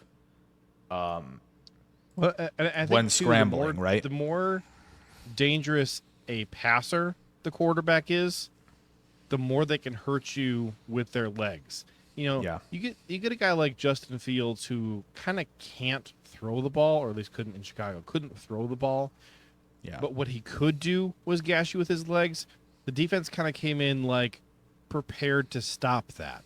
And so, he might get his 80 yards or whatever, which, hey, normally 80 yards rushing from a quarterback, you feel like that is just the end of the world. But with a guy like Lamar or Justin or somebody, that's a pretty good day at the office for the defense holding them to that. But like over the last, 5 years or whatever, you look every single year, who has the most expected yards added per scramble play in the league? Jake, I'm sure you know off the top of your head. It's Mahomes. Yeah. Absolutely murders you with his feet. Why? Right. Because as the defender, the second you peel off a receiver or a tight end to come try and make the tackle on Mahomes, bam, that is going for a touchdown, or it is going for 25 or 40 yards or whatever. Because there's no point where, until he crosses the line of scrimmage and is no longer allowed to throw it, there is no point at which you can take him out of the passing game. Right. And so you have to remain assignment sound. You have to cover your guy. And listen, if I got to give up 15 yards on 4th and 10 to this guy, oh, well, if I peel off and try and stop him, he's going to throw it over my head. It's going to be a touchdown. So, and Purdy kind of falls into that camp of he can hurt you so much throwing it that he can also hurt you running it, because you have to respect his arm even when he takes off running. Yeah, 100%. 100%. Packers Kingdom dropped a couple quick ones before we make the transition. Josh Sweat signing in 2025, yes or no, JJ? Real quick.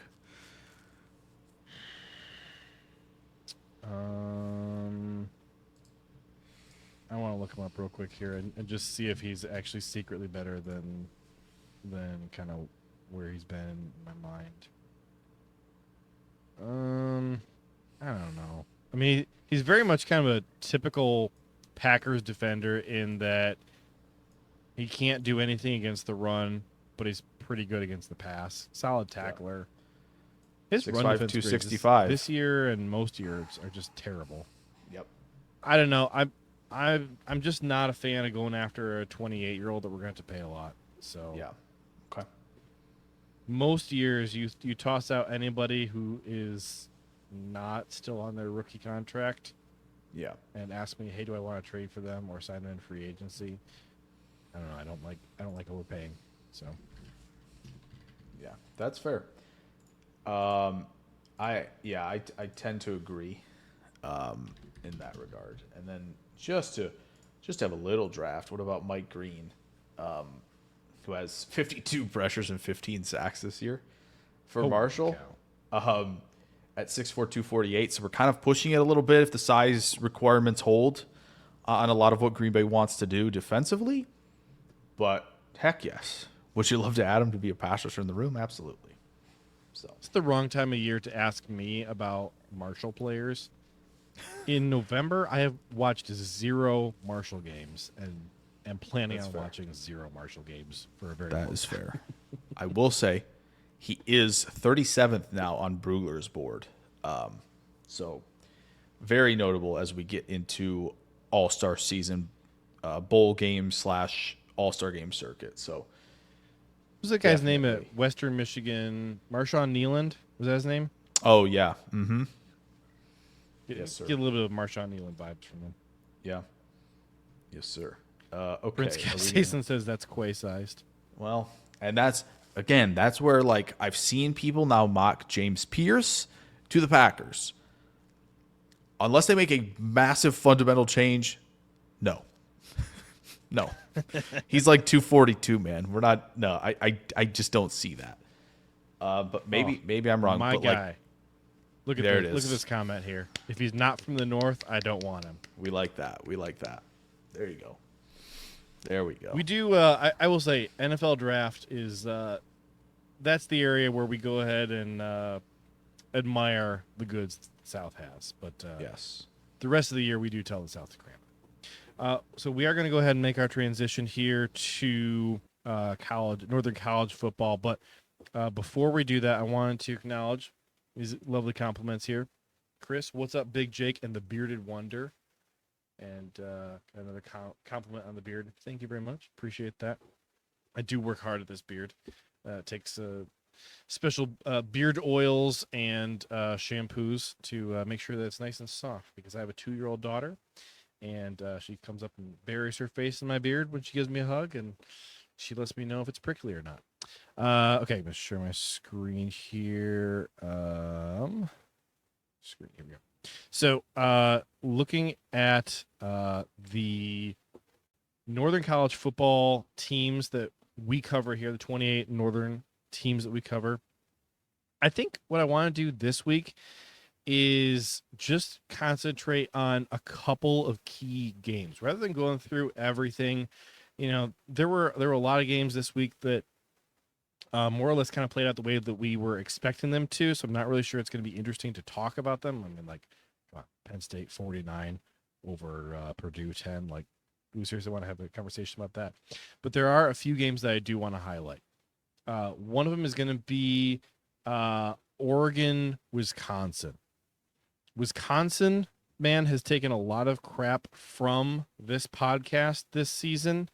We have kind of ragged on Wisconsin like almost every week.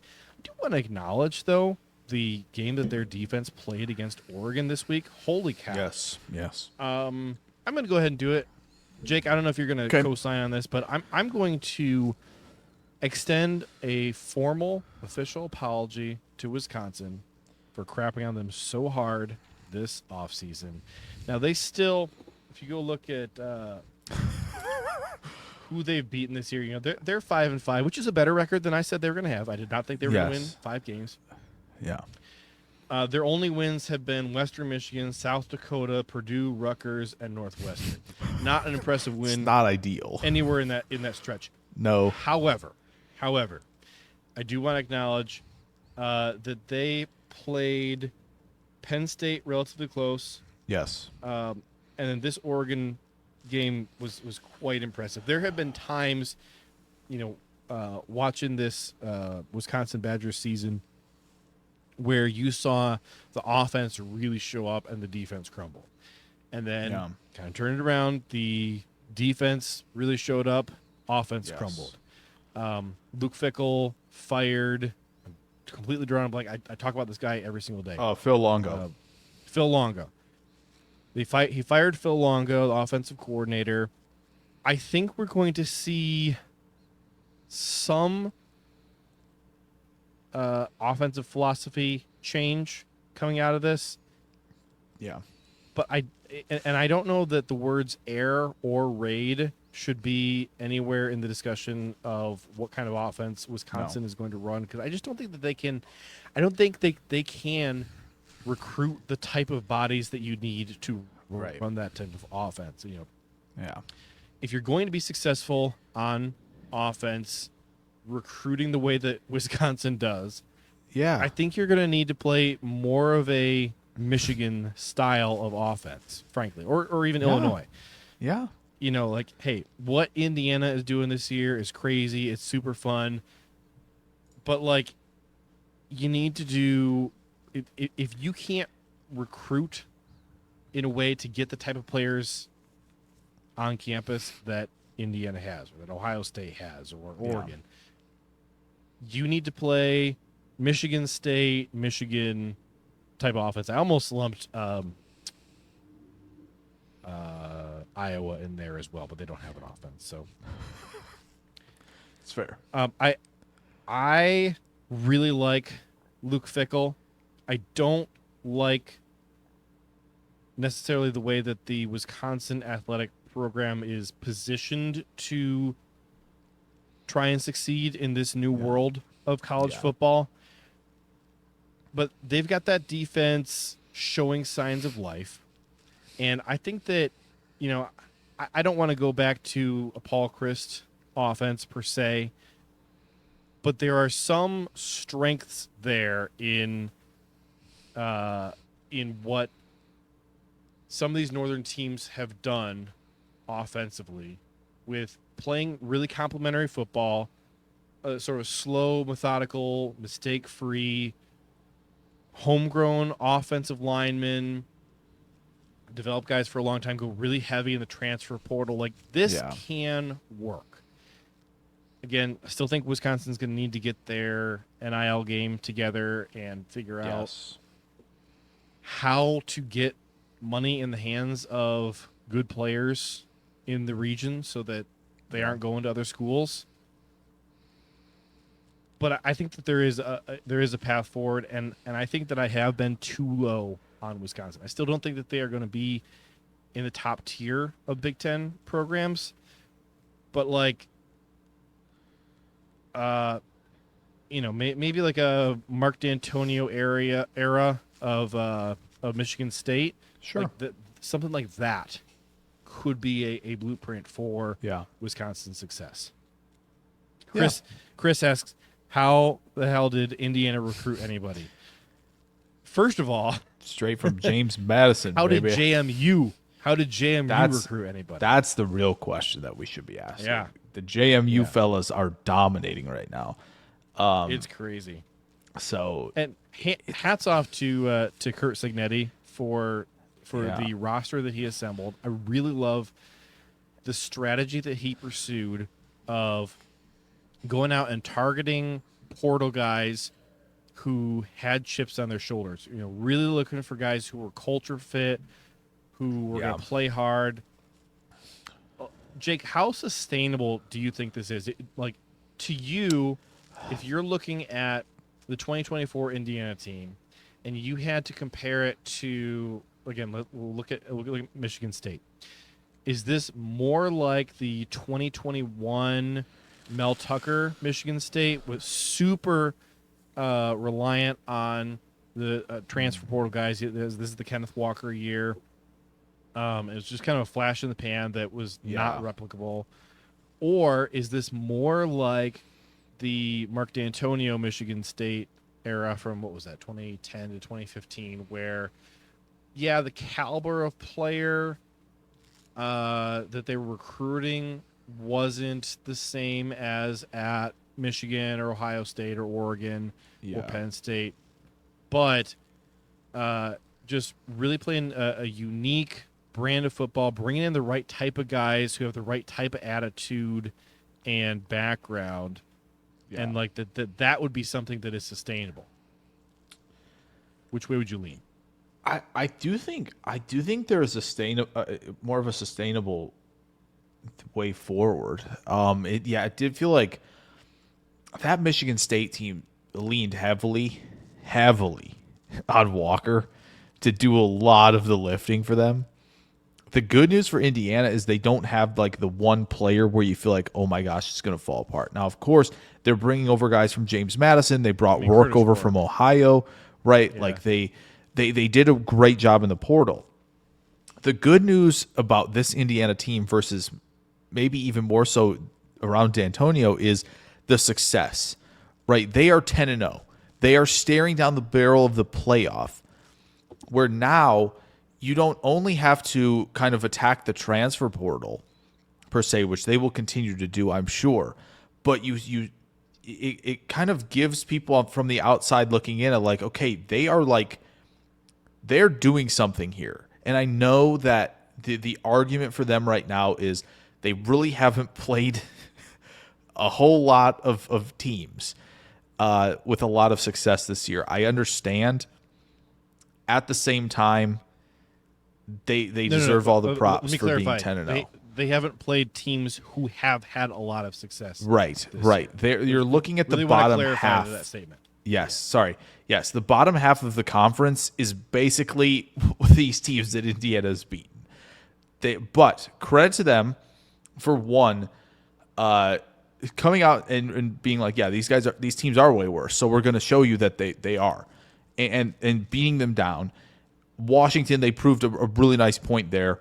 Michigan was a really gritty win that they needed against a team that I think, JJ, we were kind of talking about, like, they're kind of figuring out the quarterback thing. The defense is, kind of finding itself a little bit more, and like, okay, they're kind of finding themselves. And Indiana goes, no, you're actually not finding yourselves. We're going to win that game. Yes, the litmus test is this week, right? It is this week. That for sure. And that's totally fair.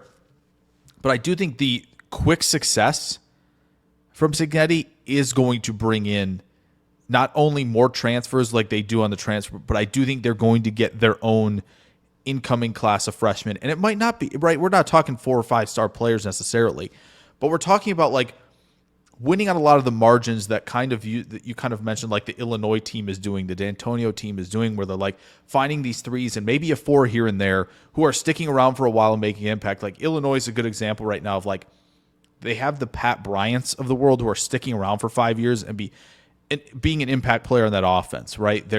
They have defenders who stick around for a while. They're finding others who fit. So like, I do think this early success for Cignetti is going to lead to sustained success because of how quick it was.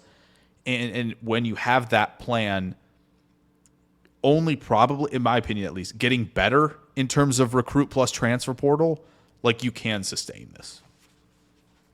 I did think that the game against Michigan showed maybe a little thinness for Indiana in terms of their talent, of like their starters are really good, and behind that it might be a little shaky. And if they have to play 4 full quarters with Ohio State, I'm maybe a little bit nervous about their chances there. Now, you talk about like this really being the true test this week against Ohio State, and obviously Ohio State is clearly going to be the best team that they played all year. I also think Ohio State's very vulnerable. They lost their starting center. They did last night for the year, tore his Achilles. Yeah, and this is an offensive line that already lost their starting left tackle. Already had to move their left guard to left tackle. Now they're going to move their backup left guard to center. They're on their second right guard of the season. The only guy who is still playing in his original spot on that offensive line is their right tackle, Josh Fryer, who at the beginning of the year, I mean, if you would have asked me like what I thought about this roster, this offensive line, like I would have told you easily, hey, biggest question mark I have is Josh Fryer, and now he's the only starter they have left. Like, this is a problem. Now, I like Carson Hinsman, who Ohio State is moving back to center. He was the full-time starter at center as a redshirt freshman in 2023, and I think that I think that he is well equipped to come in and play center. But they're moving Austin Sareveld over to left guard. I still think Donovan Jackson is struggling at left tackle. He's not going to be an NFL tackle. He's going to be an NFL guard. Yeah. And I still really question if he can get it done in pass protection at left tackle. He's a much better run blocker than he is a pass blocker. And prior to this injury for Seth McLaughlin, their starting center, I thought that Ohio State's right side of the offensive line was clearly their weak spot. Right guard Tegra Shbola and right tackle Josh Fryer. They just played Northwestern. Those two guys were getting their butts handed to them on a plate by Northwestern's defensive line. Yeah. And now you're disassembling the left side of the line to try and fix the center. I just have massive questions, and like, you also, Ohio State is going to be looking past Indiana toward next week because they're playing Michigan. And like, it doesn't matter how much you respect Ohio State, you're gonna look past whoever you're playing if the next game after you is your most hated rival in the biggest rivalry in all of college football. So I think that Ohio State could be gotten this week by Indiana. Yeah, and I think the other thing is, right, we get it. You take one game at a time, blah, blah, blah. Everyone's human. Okay, Ohio State, when they saw the schedule come out, they knew Oregon, Penn State, Michigan. Those were the games that they had circled for sure, from jump. And so now Indiana enters this picture of like, okay, wow, yeah, this is another late season game where it's kind of like, all right, we're going to have to get up for this one. So they've looked at Michigan from the beginning, right? This is revenge. This is we're slamming the door shut now that Harbaugh is out of here. And I think it could very much affect this week because we're human. That's what happens. You can say it's one game at a time, but you are looking ahead no matter what. So yeah, I do think, which then unless barring some insane, it's set then. Yeah, it's set. Well, yeah, Oregon has already somehow clinched a Big Ten title game spot, and then the winner of Ohio State Indiana will be clinches the other. Yeah, so it's regardless done then. of so it'll be Oregon regardless Indiana. of what happens in the Ohio State Michigan game. Yeah, I guess the one thing is I think if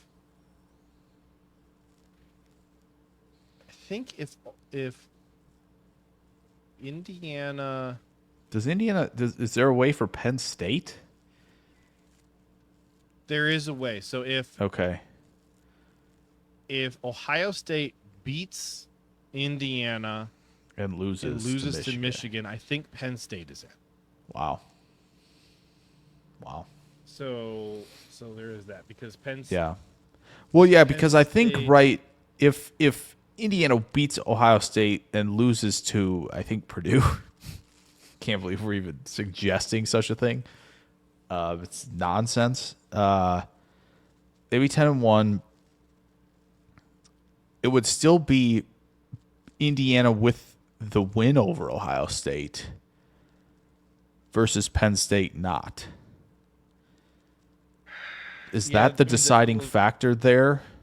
That would still, I think. I would imagine it's still because Ohio State beat Penn State.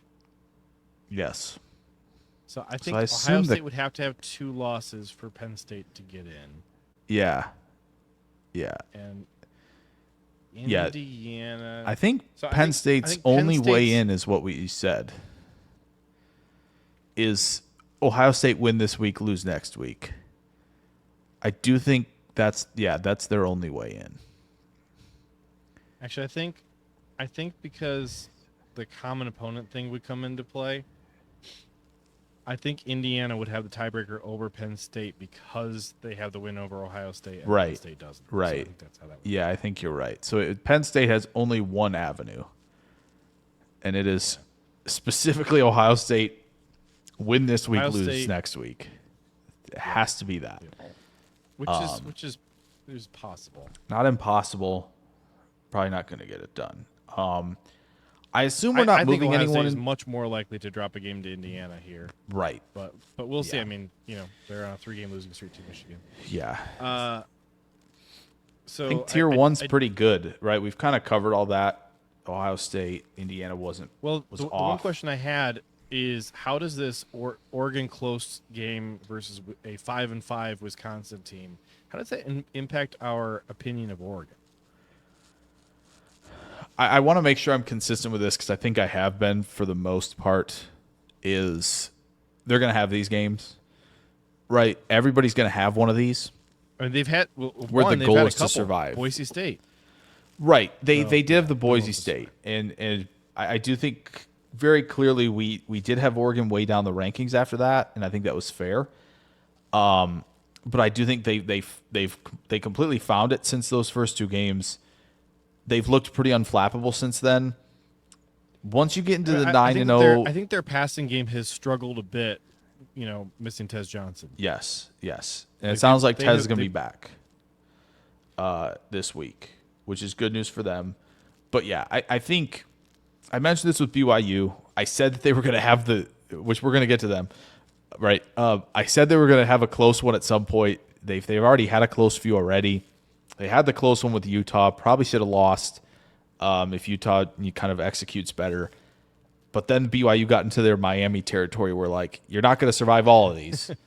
And you do that. So I think Oregon, it was fair to come in and probably say they should have, coming into last week, it was kind of like, yeah, they should be winning by a lot in this, and they didn't. However, first time we've really had any questions since that Boise State game, so I still feel good about it. I think I'm not moving them. If Washington stays in it with them and they kind of have these similar struggles, then I think you start to have more of a conversation.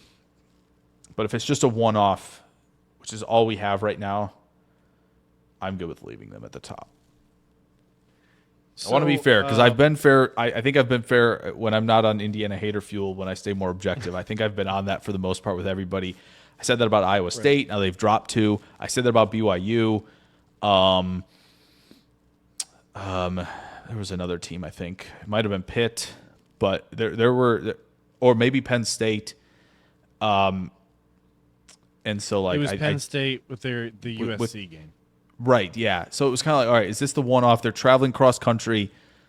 Could that be their one-off game potentially? And then we'll see going forward. So I do think I'm okay with leaving Oregon at the top, simply because, again, it's a little weird when you get that 9-10-0. Also, Penn State had some struggles in Madison as well. Clearly, they've got something defensively. So, but I'm okay. I don't think we need to harp on Penn State's win over Purdue. Can't believe they keep putting nonsense like that on CBS. They're putting Penn State, Minnesota on CBS this week. Goodness sakes. I think Penn State's good. We talked about Ohio State, and then Oregon. I think the top tier is good to go. So as I said at the beginning of this Northern College Football segment, I think there's only just a couple games that are really worth discussing. Okay, perfect. Perfect. Just because so many of the games kind of went the way that we expected, but I do think we have to talk about this Kansas BYU game. Absolutely. Man, let's talk about Kansas. Let's talk about Kansas because we had a conversation They're last running. week about like who's doing good things for the North and who's hurting the North. And I said, like, I don't really want to hold it against a team if they are just, playing spoiler for other good Northern teams. But I think I might make an exception for Kansas because they lost to TCU and Arizona State. They lost all freaking year. They lost to a West Virginia team that we had high hopes for preseason, who has just kind of crumbled and just crapped the bed. Yes, and now, as you can see on the screen, if you're watching with Baylor this past week, that's yikes. But anyway, go ahead. These past 2 weeks, I'm finding myself frustrated with Kansas. As you should be. This is the Kansas you were supposed to see all year. Kansas. I don't want to begrudge any wins to Kansas because, like, Kansas, I think you could probably say for most of our lives, Kansas and like Rutgers were probably the 2 worst places to be in power college football, right? Yeah. So I don't want to begrudge them any wins because wins in Kansas are few and far between. But like Iowa State and BYU, these are the 2 teams that you managed to come sneak up behind and stab in the back. Yo, if they do this week again, I think I'm going to go insane. This kind of like takes BYU almost out of the running now for the Big 12. Like, I mean, it's at this point, the Big 12 is Colorado's to lose. Yes? Yes. No? Yes. But you know who Colorado plays this week? Surging Kansas. Of course. Get the popcorn out. This is what Kansas was supposed to be. Care business against Kansas. This is what Kansas was supposed to be. Like, go to their schedule real quick one more time. They are, I think, 13 points. 13 points? 3. 5. Yes. 13 points from being 7-3 and beating the good teams in their conference. Okay? Arizona State's close game. Turns out Arizona State's near the top echelon of the Big 12. Lose that one in a close one. Probably should have beat Kansas State. They had it. Kansas State hits a long field goal to win. And at Illinois where they were favored. Those are your 3 games that could have flipped. And they're all against relatively decent to good teams. Kansas should be in the running right now. But they just Yeah. They crapped the bed early in the season, losing to UNLV. I cannot believe this. The 3-game stretch against UNLV, West Virginia, and TCU is insane to me because they've played the good teams close. This team should be winning the conference right now. They had the slowest start, late to work, overslept nonsense at the beginning of the year, and suddenly, at the beginning of the year, they were playing. Listen, imagine if they do this week. Take Utah and Kansas together. All right, you have one competent team between the two of them. You got first half of the season Utah, second half of the season Kansas. JJ, if Kansas does this week, we're gonna be more mad at them. Oh, like, absolutely. It's gonna be Kansas could be in the playoffs. There's no way they're making the playoffs with 6 losses. No, absolutely not. But it's going to haunt every them. Other Big 12 team except for Colorado or whoever wins the conference, and they are playing for defaulted. They might keep the rest. They might single-handedly keep the Big 12 out of the playoffs. I don't know if Kansas just after the loss to Kansas State sat up in the chair and said our backs are against the wall for a bowl game. We are going to go out and defeat every team in our path. If they do. Okay, if they get to 6-6 and get to a bowl game, having beaten Iowa State, BYU, Colorado consecutive weeks, and I don't remember who they have at the end of the year, season is going to haunt them. They should have won the Big 12 and gone to the playoff if they finished 6-6. Not that they should, but based on the early schedule and close losses, could have been in serious discussions right now. It has to haunt them already, and it's going to if they finish 6-6, especially. Where do you think they were ranked preseason? Speaking of ranking, where do you think Kansas does rank among Big 12 Northern teams in overall PFF grade? So keep in mind, there's 8 Big 12 teams that we have in the North, and that would be 8. Okay. Yes. I'm gonna try and go through these alphabetically. Gosh, how much does this weigh? We have BYU. We have the 2 Kansas schools. Yep, Iowa State, Cincinnati, Colorado, Cincinnati, Utah, and West Virginia. Yes. All right. So those are our 8 Northern Big 12 teams. Yes. Where do you think that they Arizona rank State among those 8? Or no, not what am I talking about? Don't listen to me. Where would they rank? Florida. Where would they rank? It's probably gonna among those 8. If the early season stuff really hurts their grade, they're probably like 5th or 6th. But why do I feel like you're asking the question because they're like 3rd?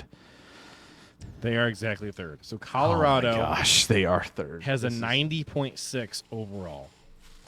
BYU is at 90.2. All right, so those two are basically tied. How big of a gap do you think there is to Kansas? 4 points, 5 points. It's only 2 points. Kansas is at 88.9. It's actually not even gosh. 2. It's about 1.3. Oh my gosh. So then to get to the next Big 12 team, you got Cincinnati at 85.6, and then Iowa State 83.1. I'm having a meltdown about Kansas. West Virginia 82.7. So you know who we haven't mentioned yet is Kansas State. Yeah. So Kansas is at 88.9. Where do you think Kansas State is? Just give me a 77. Guess. Pretty close. 82.4. Oh, they're still in the 80s. Okay. I didn't think I was going to be that frustrated about Kansas on this show today, but boy, am I. They are going to be kicking themselves. Let's get more frustrated. Let's look at what Kansas State has done to implode their season. Kansas State was May I remind you that Kansas beat Houston 40 by a lot. to 14. Yeah. 40 to 14 or 40 to 12. Oh my. Kansas State lost 19 to 24. That is a bad loss to Houston. Yeah. Then they go on by. They come back and drop another game to the South. 14 to 24. 2-score loss. Oh my gosh. at home versus Arizona State. Like Kansas State, I'm sorry. Like you're going down. You have effectively taken yourselves out of the running here for the Big 12. Like at this point, it's Colorado. God, they beat Colorado. Kansas State. I'm frustrated with the Kansas schools. Yeah. Kansas just had to start fast against bad teams, and Kansas State took an opportunity and threw it in the garbage. And Iowa State dropped 2 games in a row, and you just decided, we're going to do that too. We are also going to do that. Kansas State is I'm not really sure that they have another actual good win besides Kansas. So they won on the road at Colorado. And they beat Kansas. Not really sure that any of the other wins are going to do anything for the committee. Nope. And then BYU, hey, let's talk BYU for a second because I've been, super on BYU's wagon for a minute here. Okay, who have they beat? Kind of nobody. Kansas State. Especially if you're removing Kansas State from this discussion. It's like, hey, that SMU team's pretty good, huh? We beat them. Like. Oh, that's a Southern team. BYU doesn't win the Big 12, and they either miss the conference title game. Like I said, they'd have to have another loss in order to miss that. So, I'm pretty sure they play Arizona State this week. Let's say that they run the rest of their schedule. Pretty sure they play Arizona State. So and then go lose to Colorado in the Big 10 title game. Big 12 title game. They're not in. They would only have just 2 losses, Kansas and Colorado, but they're not in. Which arguably, unless you're including SMU, are the 2 best teams they played. And they lost to them both. Like, I get it. Committee likes these are good losses. You can have these. It's kind of like, I don't know. It's not good. Colorado needs to move ahead of BYU. Notre Dame probably does as well. And can we put Colorado in Tier 1, or are they firmly in Tier 2? I think it's Tier 2. I think there's a clear divide, but I do think Colorado is best of rest right now. Now, let's look at Notre Dame. Notre Dame only has 1 loss. It is the worst loss in all of college football. But they trounced Virginia. They have the best win at College Station. That's a better win than any of BYU's wins. I know you're not going to let me do this because you chewed me out for it last week, but I really want to put Notre Dame in Tier 1. I really do. I mean, if we're going by the theory that ahead of Penn State. Here's the thing. If I'm being objective, right, since I am in the camp of Penn State and Notre Dame are the same team. They're both frauds. They're going to get exposed in the playoff. We know this. That's what they do. Then they should be in the same tier, I guess.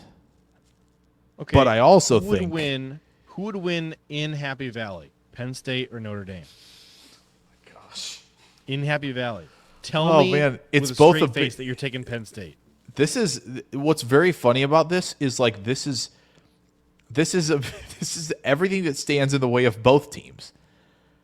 Like Penn State, it's a big game in Happy Valley, ranked team. They don't win those. Notre Dame, it's a big game against a big-time team. They don't win those.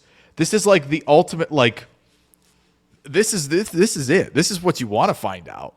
Like, I want to know the answer to this. Who's less of a fraud? I don't know. That's the real question. Notre Dame quite the right way, though, because I think Notre Dame does better in big games than they do against MAC teams. Unless they're playoff games. Because they just can't. I know. Notre Dame might play. Wait. Yeah. Notre Dame with the 5 seed against a group of 5 team. Oh, gosh. Listen, Notre Dame against by the way, Army check. That's this week. JJ. Yeah. That's on Saturday. Yeah. They're playing.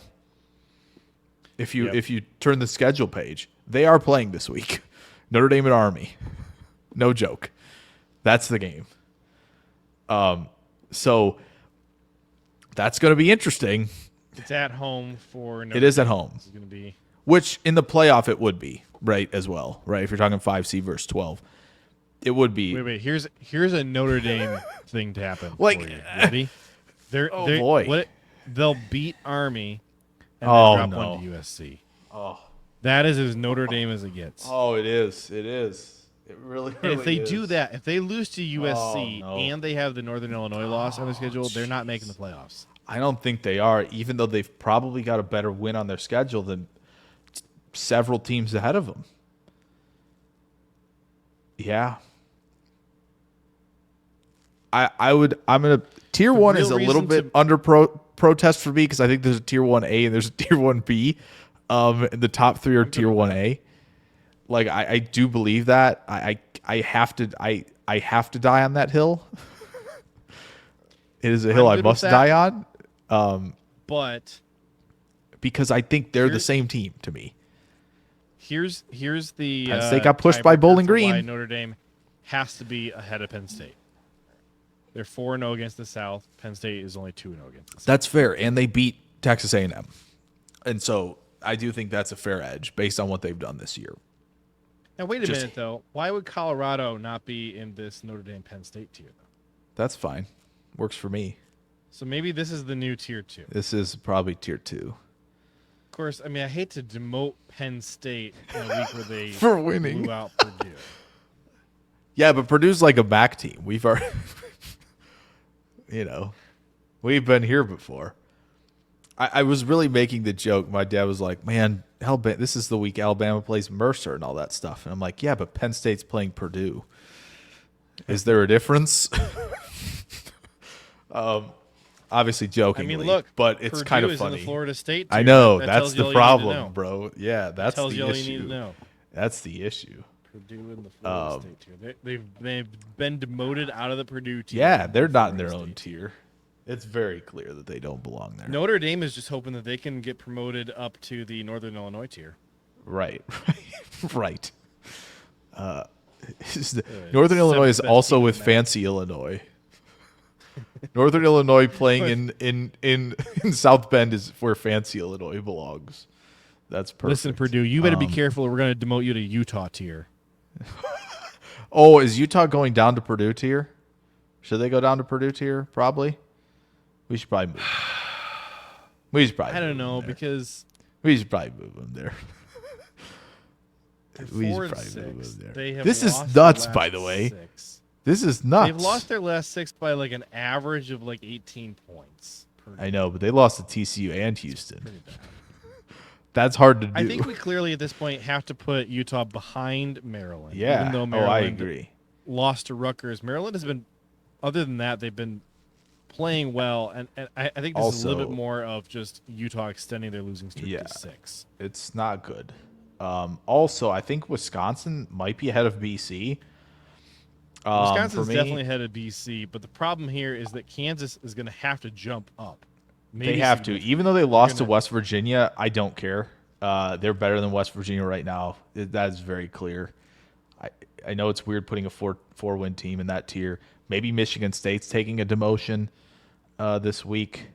I think they have to. I really hate to do that, but I think they do have to. I do think they have to. You can't have this many losses. I mean, no. I think you can't have 6 losses in tier 4. Kansas. I mean, hey, one's trending in the right direction, okay? I would almost call this tier, like, so if you look at all these teams in tier 4, right? They all have something in common. Are you going to? I'm going to tell you. Okay. They are all Syracuse. All right? They all have, like, all of them are good Minnesota and evil Minnesota. Good Rutgers and evil Rutgers. So tier 4, inside of you, there are 2 Syracuses. Should be the tier name. I'm pretty sure. I think that's what it's called. Rename all these tiers. Like instead of tier 4, it should be the Syracuse tier. I think you got to put inside of you. There are 2 Syracuses. I think that's the best name. We can continue to curate what the tiers are offline, just because we're at 2 hours 11 minutes. But to me, I know what that tier is called. See, but problem is Colorado's in it, so now I can't call it that. What do you want to call it? The Penn State. I was going to call it Fraud Watch. But I don't think Colorado belongs in Fraud Watch. So, well, Kansas might have something to say about that, but at the same time, if Colorado drops one to Kansas, then we're gonna be on the Colorado Fraud Watch. So, like, if Colorado loses to Kansas, they belong in that tier. For sure. Then you can call it Fraud Watch, even though they're probably going to get demoted. I would like to make one thing quick. What's Nebraska doing in Tier 3? Yeah, Nebraska's. They lost to USC. Inside of you, there are 2 Syracuses. Nebraska, beat it. I think Nebraska is pretty clearly worse than Minnesota. No, I think that's good. Now, Minnesota lost last week against Rutgers. Did they play this week, Minnesota? No. They didn't play this week, it looks like.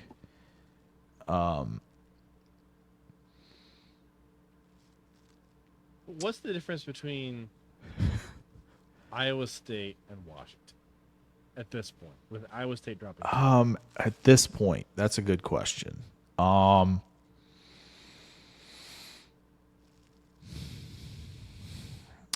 mean, Wisconsin. Let me tell you something about Wisconsin. Wisconsin is a Syracuse team. Yeah. I mean, look at this. I agree. Look at this back and forth. Like, that is a Syracuse team. Is it? I mean, yes, but also, I feel like. Can we see the losses one more time? I just want to see their full schedule. For Nebraska? No, Washington. Washington. They lost to Washington State in the Apple Cup. Did lose. An acceptable loss. Good. They lost at Rutgers back when Rutgers was still healthy. And by the way, they're kind of getting healthy again and starting to play good again. Heartbreaking season for Greg Schiano and Scarlet Knights. But they lost at Iowa the week after Iowa lost to Michigan State. That was a bizarre 2 weeks of Iowa football. Yeah. They lost at Indiana in a game that I think started to wake the last few people up to what was going on in Indiana. Yep. And then they lost at Penn State, which ended up mostly being a bad loss, mostly just because of how badly they got blown out. Yeah. Otherwise, I would say that Penn State is I think an you're acceptable right. loss at Happy Valley. Like, I think you're right. But also, this is really not that bad of a team. But also, Illinois is also inside of you there to Syracuse themselves a little bit as well. Kansas State definitely has done that. Basically, this Tier 3 is the tier of teams who are actually quite good. But they have some... Quite good, but Syracuse. They have a couple losses on their schedule that just make your heart hurt. Which I think is kind of Iowa State and BYU as well. Like, this is one tier. Actually, Illinois only has one that makes your heart hurt. Minnesota? Yeah, because it was a home game. Yeah. True. But they have a win that, yikes. Up 27-3 over Purdue and going to overtime is just not. That was a yikes.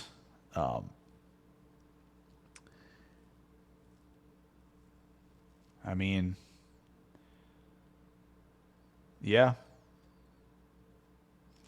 Like, where's the lie here? After, I don't think there is one. Weak schedule. Like, BYU has an lie. Indiana schedule, but they haven't done against it what Indiana has, and now Right. they have a loss. Right. Indiana's been leaving no doubt, and BYU's been teetering on losing a game and then did. For sure. Yeah, I'm good with that. I think that makes sense. So, yes, Penn State got demoted to Tier 2 on a week when they beat out Purdue 49-10, but that really isn't a Penn State issue as much as just the changing landscape of college football and the fact that Indiana separated themselves so much with that Michigan win over what Notre Dame and Penn State have done, and Notre Dame getting leapfrogged by Virginia. I will point this out. if it was like simply Tyler Warren, he's tier 1.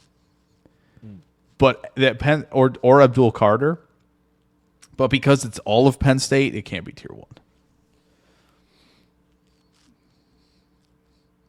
Tier 5 is like, oh wait, that's no, that's tier 5 is tier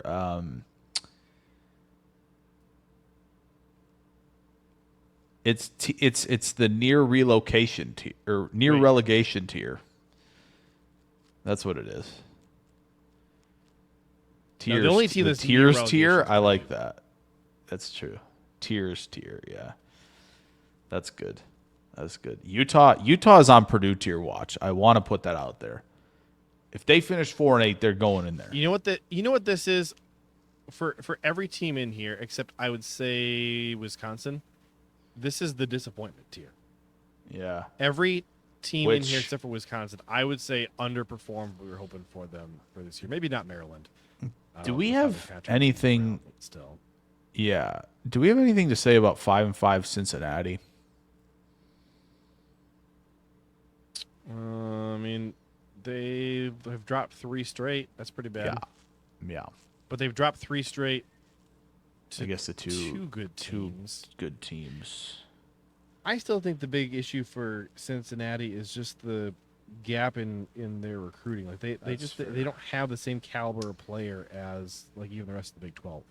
Yeah, that's fair. That's the big problem. I think that's fair. And I okay. Where are you on Scott Satterfield?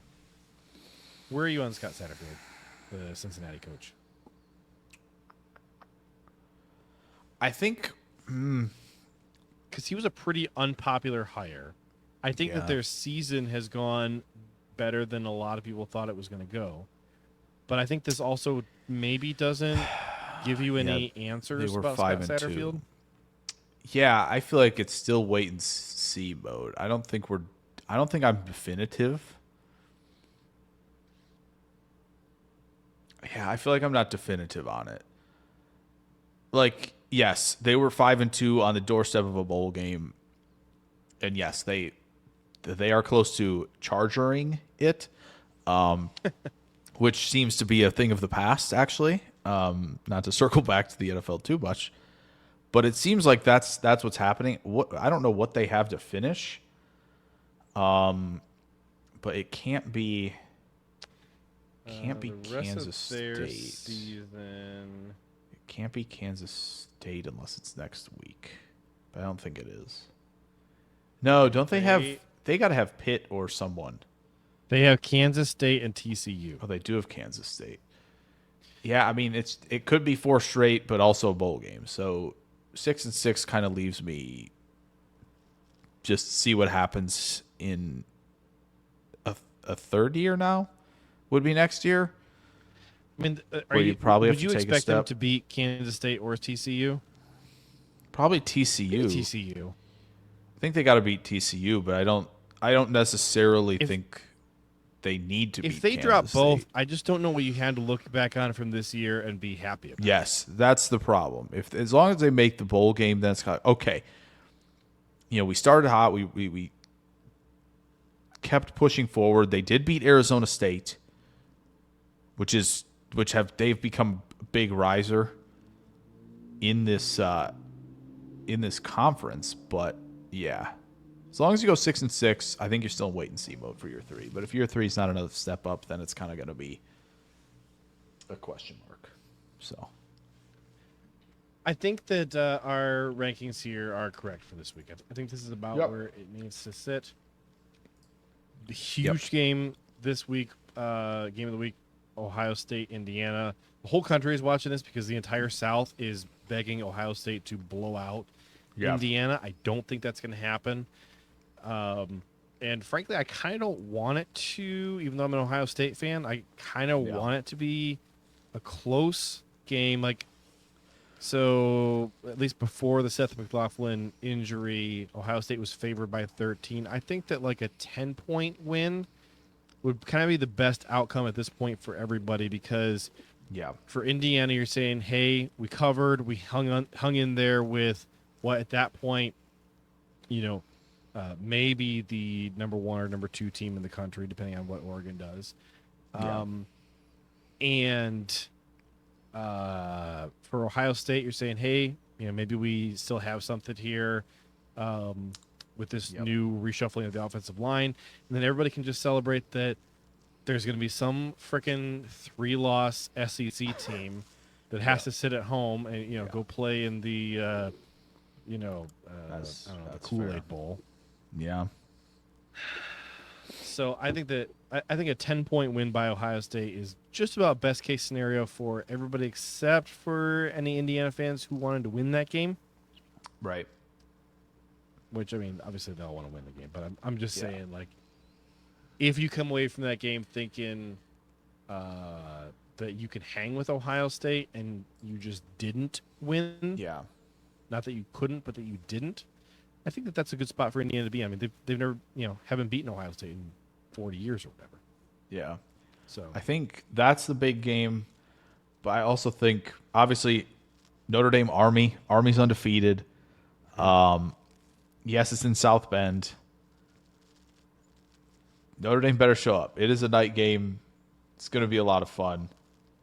I'm excited to see that because there's still a little bit of me that's kind of hopeful that Army is a representative in the playoff. Simply because I want to see the 5 seed kind of go, shoot, we have to defend this. We don't simulate these type of blocks that they're throwing, so that would be very interesting. So I don't think it's a win-win situation. You either get to see Army or you get to see Genty, right? Like you're gonna get one of those, which is exciting either way. The other two, I mean, hopefully both. Frankly, it would be great. With if how it was bad both. the SEC is this year, and with how the Big 12 has They're imploded, gonna let it happen. But yeah, the Big 12 implosion's the thing to watch, really. And those were the other 2 games: Colorado at Kansas, BYU at Arizona State. Man, Big 12 fans. Unless you're an Iowa State fan who's really hoping to get into the Big 12 championship game, which, trust me, I'm going to be kind of in that boat a little bit of like wanting them to be there. Would love to see them go 11-2. Big 12, you better be rooting for your favorites this week because 8-3 Colorado, 9-2 BYU. Boy. Dangerous territory right now. If they drop those games. Shot that an extra Group of 5, Group of 6 team has at getting in, I think, is if the top of the Big 10 stays strong. If the Big 10 gets 4 teams in, maybe 4 plus Notre Dame. So if those five teams in, then I think the reason that benefits the non-power schools is that it maintains the narrative that the SEC and the Big 12 and the ACC have kind of crumbled and failed to meet the standard that playoff teams normally reach. Yeah. Whereas if there's chaos in the Big 10, let's say that Indiana beats Ohio State and then loses the next week, and now all of a sudden like everything's looking mushy, and then maybe you have like a 2 or 3 loss Ohio State team that makes it to the conference title game and beats Oregon. Like at this point, if you have that much chaos in the Big 10, then I think you take a step back and you are now reevaluating the SEC and the ACC and the Big 12 and saying, you know what, I think that sort of more of like an NFL chaos playoffs is actually the new norm.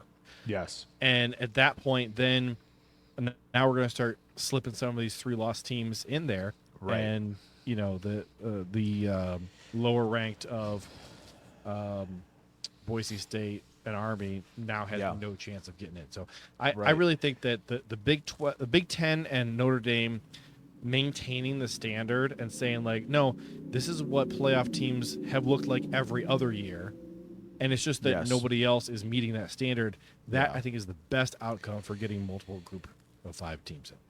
Yeah, because again, we're kind of like North, yeah, they are, yes. And they're heating up, which is awesome, but not for the Big Kansas 12. Is one of our 28 Northern Power teams that we cover here. AFM, you missed it because I went on a rant about Kansas a little while ago because they could be in playoff contention right now. Nebraska is Kansas if they just took care of business early in the season.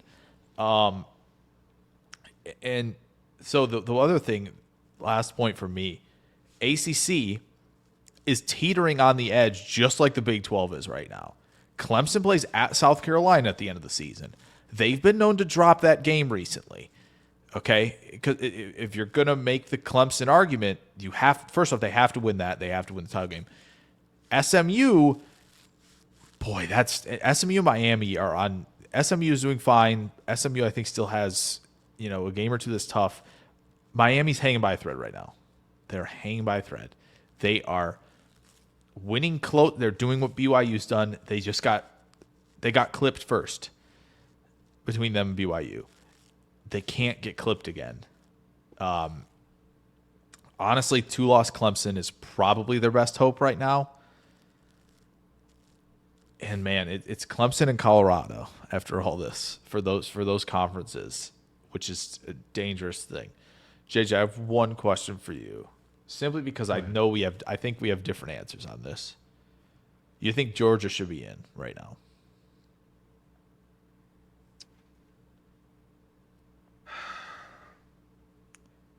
And I know it would be a lot easier if they just beat Mississippi like they should have. Be a lot easier question if they just beat Mississippi because they should have done that. I think they probably should be, but that's more of a statement on like the rest of college football stumbling the last couple of weeks. Sure. I don't think that their resume is that good. It is certainly better than the majority of the SEC. Like there are some pretenders in the SEC who are getting right. That's what I mean. Up by Paul Feinbaum and the rest, right? Who really don't deserve it. Yeah. And even A&M. Like I know that they only have 2 losses, and I know they only have 1 loss in the conference, but like to me, they have a weaker resume than Georgia does. Tennessee, absolute pretender. Get them the heck out of here. Oh, they're done. I think they're done. Don't worry. I'm pretty sure Vanderbilt's going to take care of them. Insistent. I sure hope so. I think Vanderbilt's going to take care of them, which is good news. I do. Because I think they should be in, particularly because I do think, again, Texas is propped up. They've been on some shaky ground recently. Texas deserves to be in the playoff rankings now. I think Georgia is borderline. I think Ole Miss is maybe the only other team with any sort of case to be in. And they beat Georgia, and that's miss me with this LSU crap. Miss me with Bama. LSU miss me with South Carolina. LSU is nonsense. South Carolina is like the same thing with Kansas, unfortunately, where it's like they're like 5 points or something from being in the conversation, which is crazy. But they lost to Kentucky. We can't do that. That's Kentucky's only win in the SEC is over South Carolina. I'm South Carolina. Love you. Love that you got that you knocked Texas A&M down peg. That was great. Hoping you do the same thing to Clemson. Would love that very much. But we're not doing that. We're not doing the South Carolina thing unless you had A&M. Should A&M be in? No, I'm not a believer there. You are a firm yes on Georgia. I am, because I think they're the second. They should be the second SEC team in. I know they lost to Mississippi, and they should have taken care of business there. But I do think they're the second best SEC team. I do. Just because, like you said, I think there's a lot of other ones that I'm like looking at the two, and I'm like, I would much rather have Georgia in than you. So that's where I'm at. For me, Georgia still being in the playoffs is more of a, I guess, damnation against BYU dropping one. Sure. Iowa State, Which is Kansas fair. State just crapping the bed. Yes. The ACC just looking like hot garbage. So, I mean, I think that's fair. At this point, I think that the Big Ten deserves to have at least 4 in the playoffs. Sure. For sure. I mean, I don't even know who the 5th would be. I think there's only 4 that really. Yeah, I don't think there is a 5th, unfortunately. Like Illinois, I think has. Illinois is 5th, right? And they're like 25th in the playoff rankings. Yeah. Yeah. They just haven't beaten anybody. It's just all 4 I don't of think the top Big Ten teams deserve to be in the playoffs. Oh, yes. Notre Dame deserves to be in the playoffs. Yeah. Colorado, I would still say I want to see BYU in there. Fair. I don't know if they're going to be in at this point after their loss. Yeah, they have to quickly flip the switch back, or you know who else I'm super disappointed in this year is Iowa. So yeah, Iowa has just absolutely imploded because you had the Michigan State loss was completely unacceptable. That was the one that like derailed their season, and then they topped it off. They lose the UCLA game. Oh my gosh, yeah, that was just kind of like because as you said, I feel for them because they don't have a quarterback, but also they don't bother trying to get quarterbacks either. So I feel like this is a kind of like, this is what our answer is to the offense. We're gonna get this quarterback. And it's like, well, there's a reason he was let go. So I don't think that's going to work well. And I mean, it's kind of like if Iowa had gone and gotten Curtis Rourke, or like. Yes, let's say they made a move early before Ohio State did, and they grabbed Will Howard from Kansas State. Like, they are probably undefeated at this point, or close to it. Now, the defense has other than Ohio State, right? Other than Ohio Michigan State, they coughed up 32 points. They did, yeah. So that was pretty bad. Yeah, but if you look at the second half scoring, we're over 2.5 hours, and you and I could talk about this all day long. Yeah. I guess my answer is Georgia in, but like low. Like for me, they're 12 seed at this point. Like I'm absolutely not putting them ahead of an undefeated Boise State or an undefeated Army. No. I think I would take them over Mississippi and Bama. Is I think my biggest argument Wisconsin right can make a bowl. They already have the 5 wins, don't they? They only need 5, right?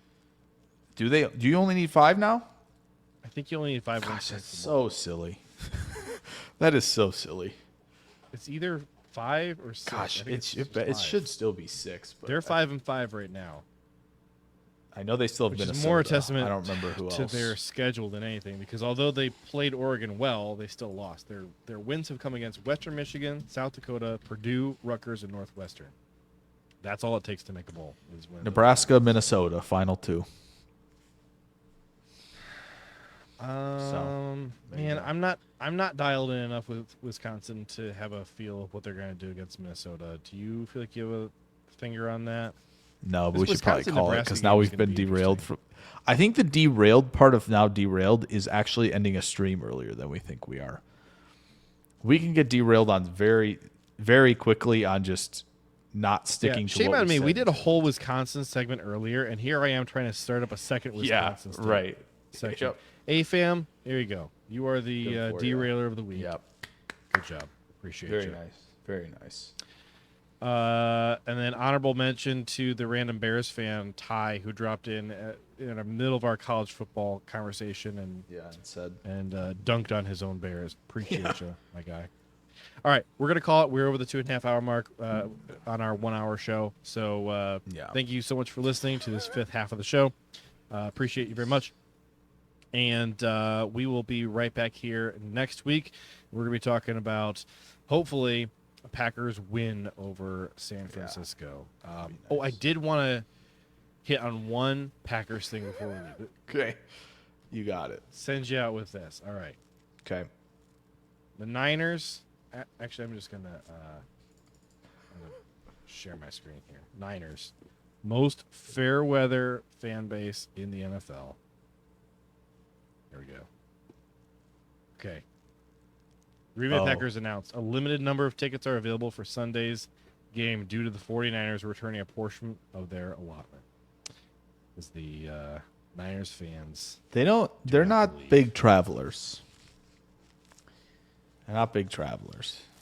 Depends on the year. If they think they're going to the Super Bowl, then they're at every game, throwing women down the steps and fighting like the classy fan base they are.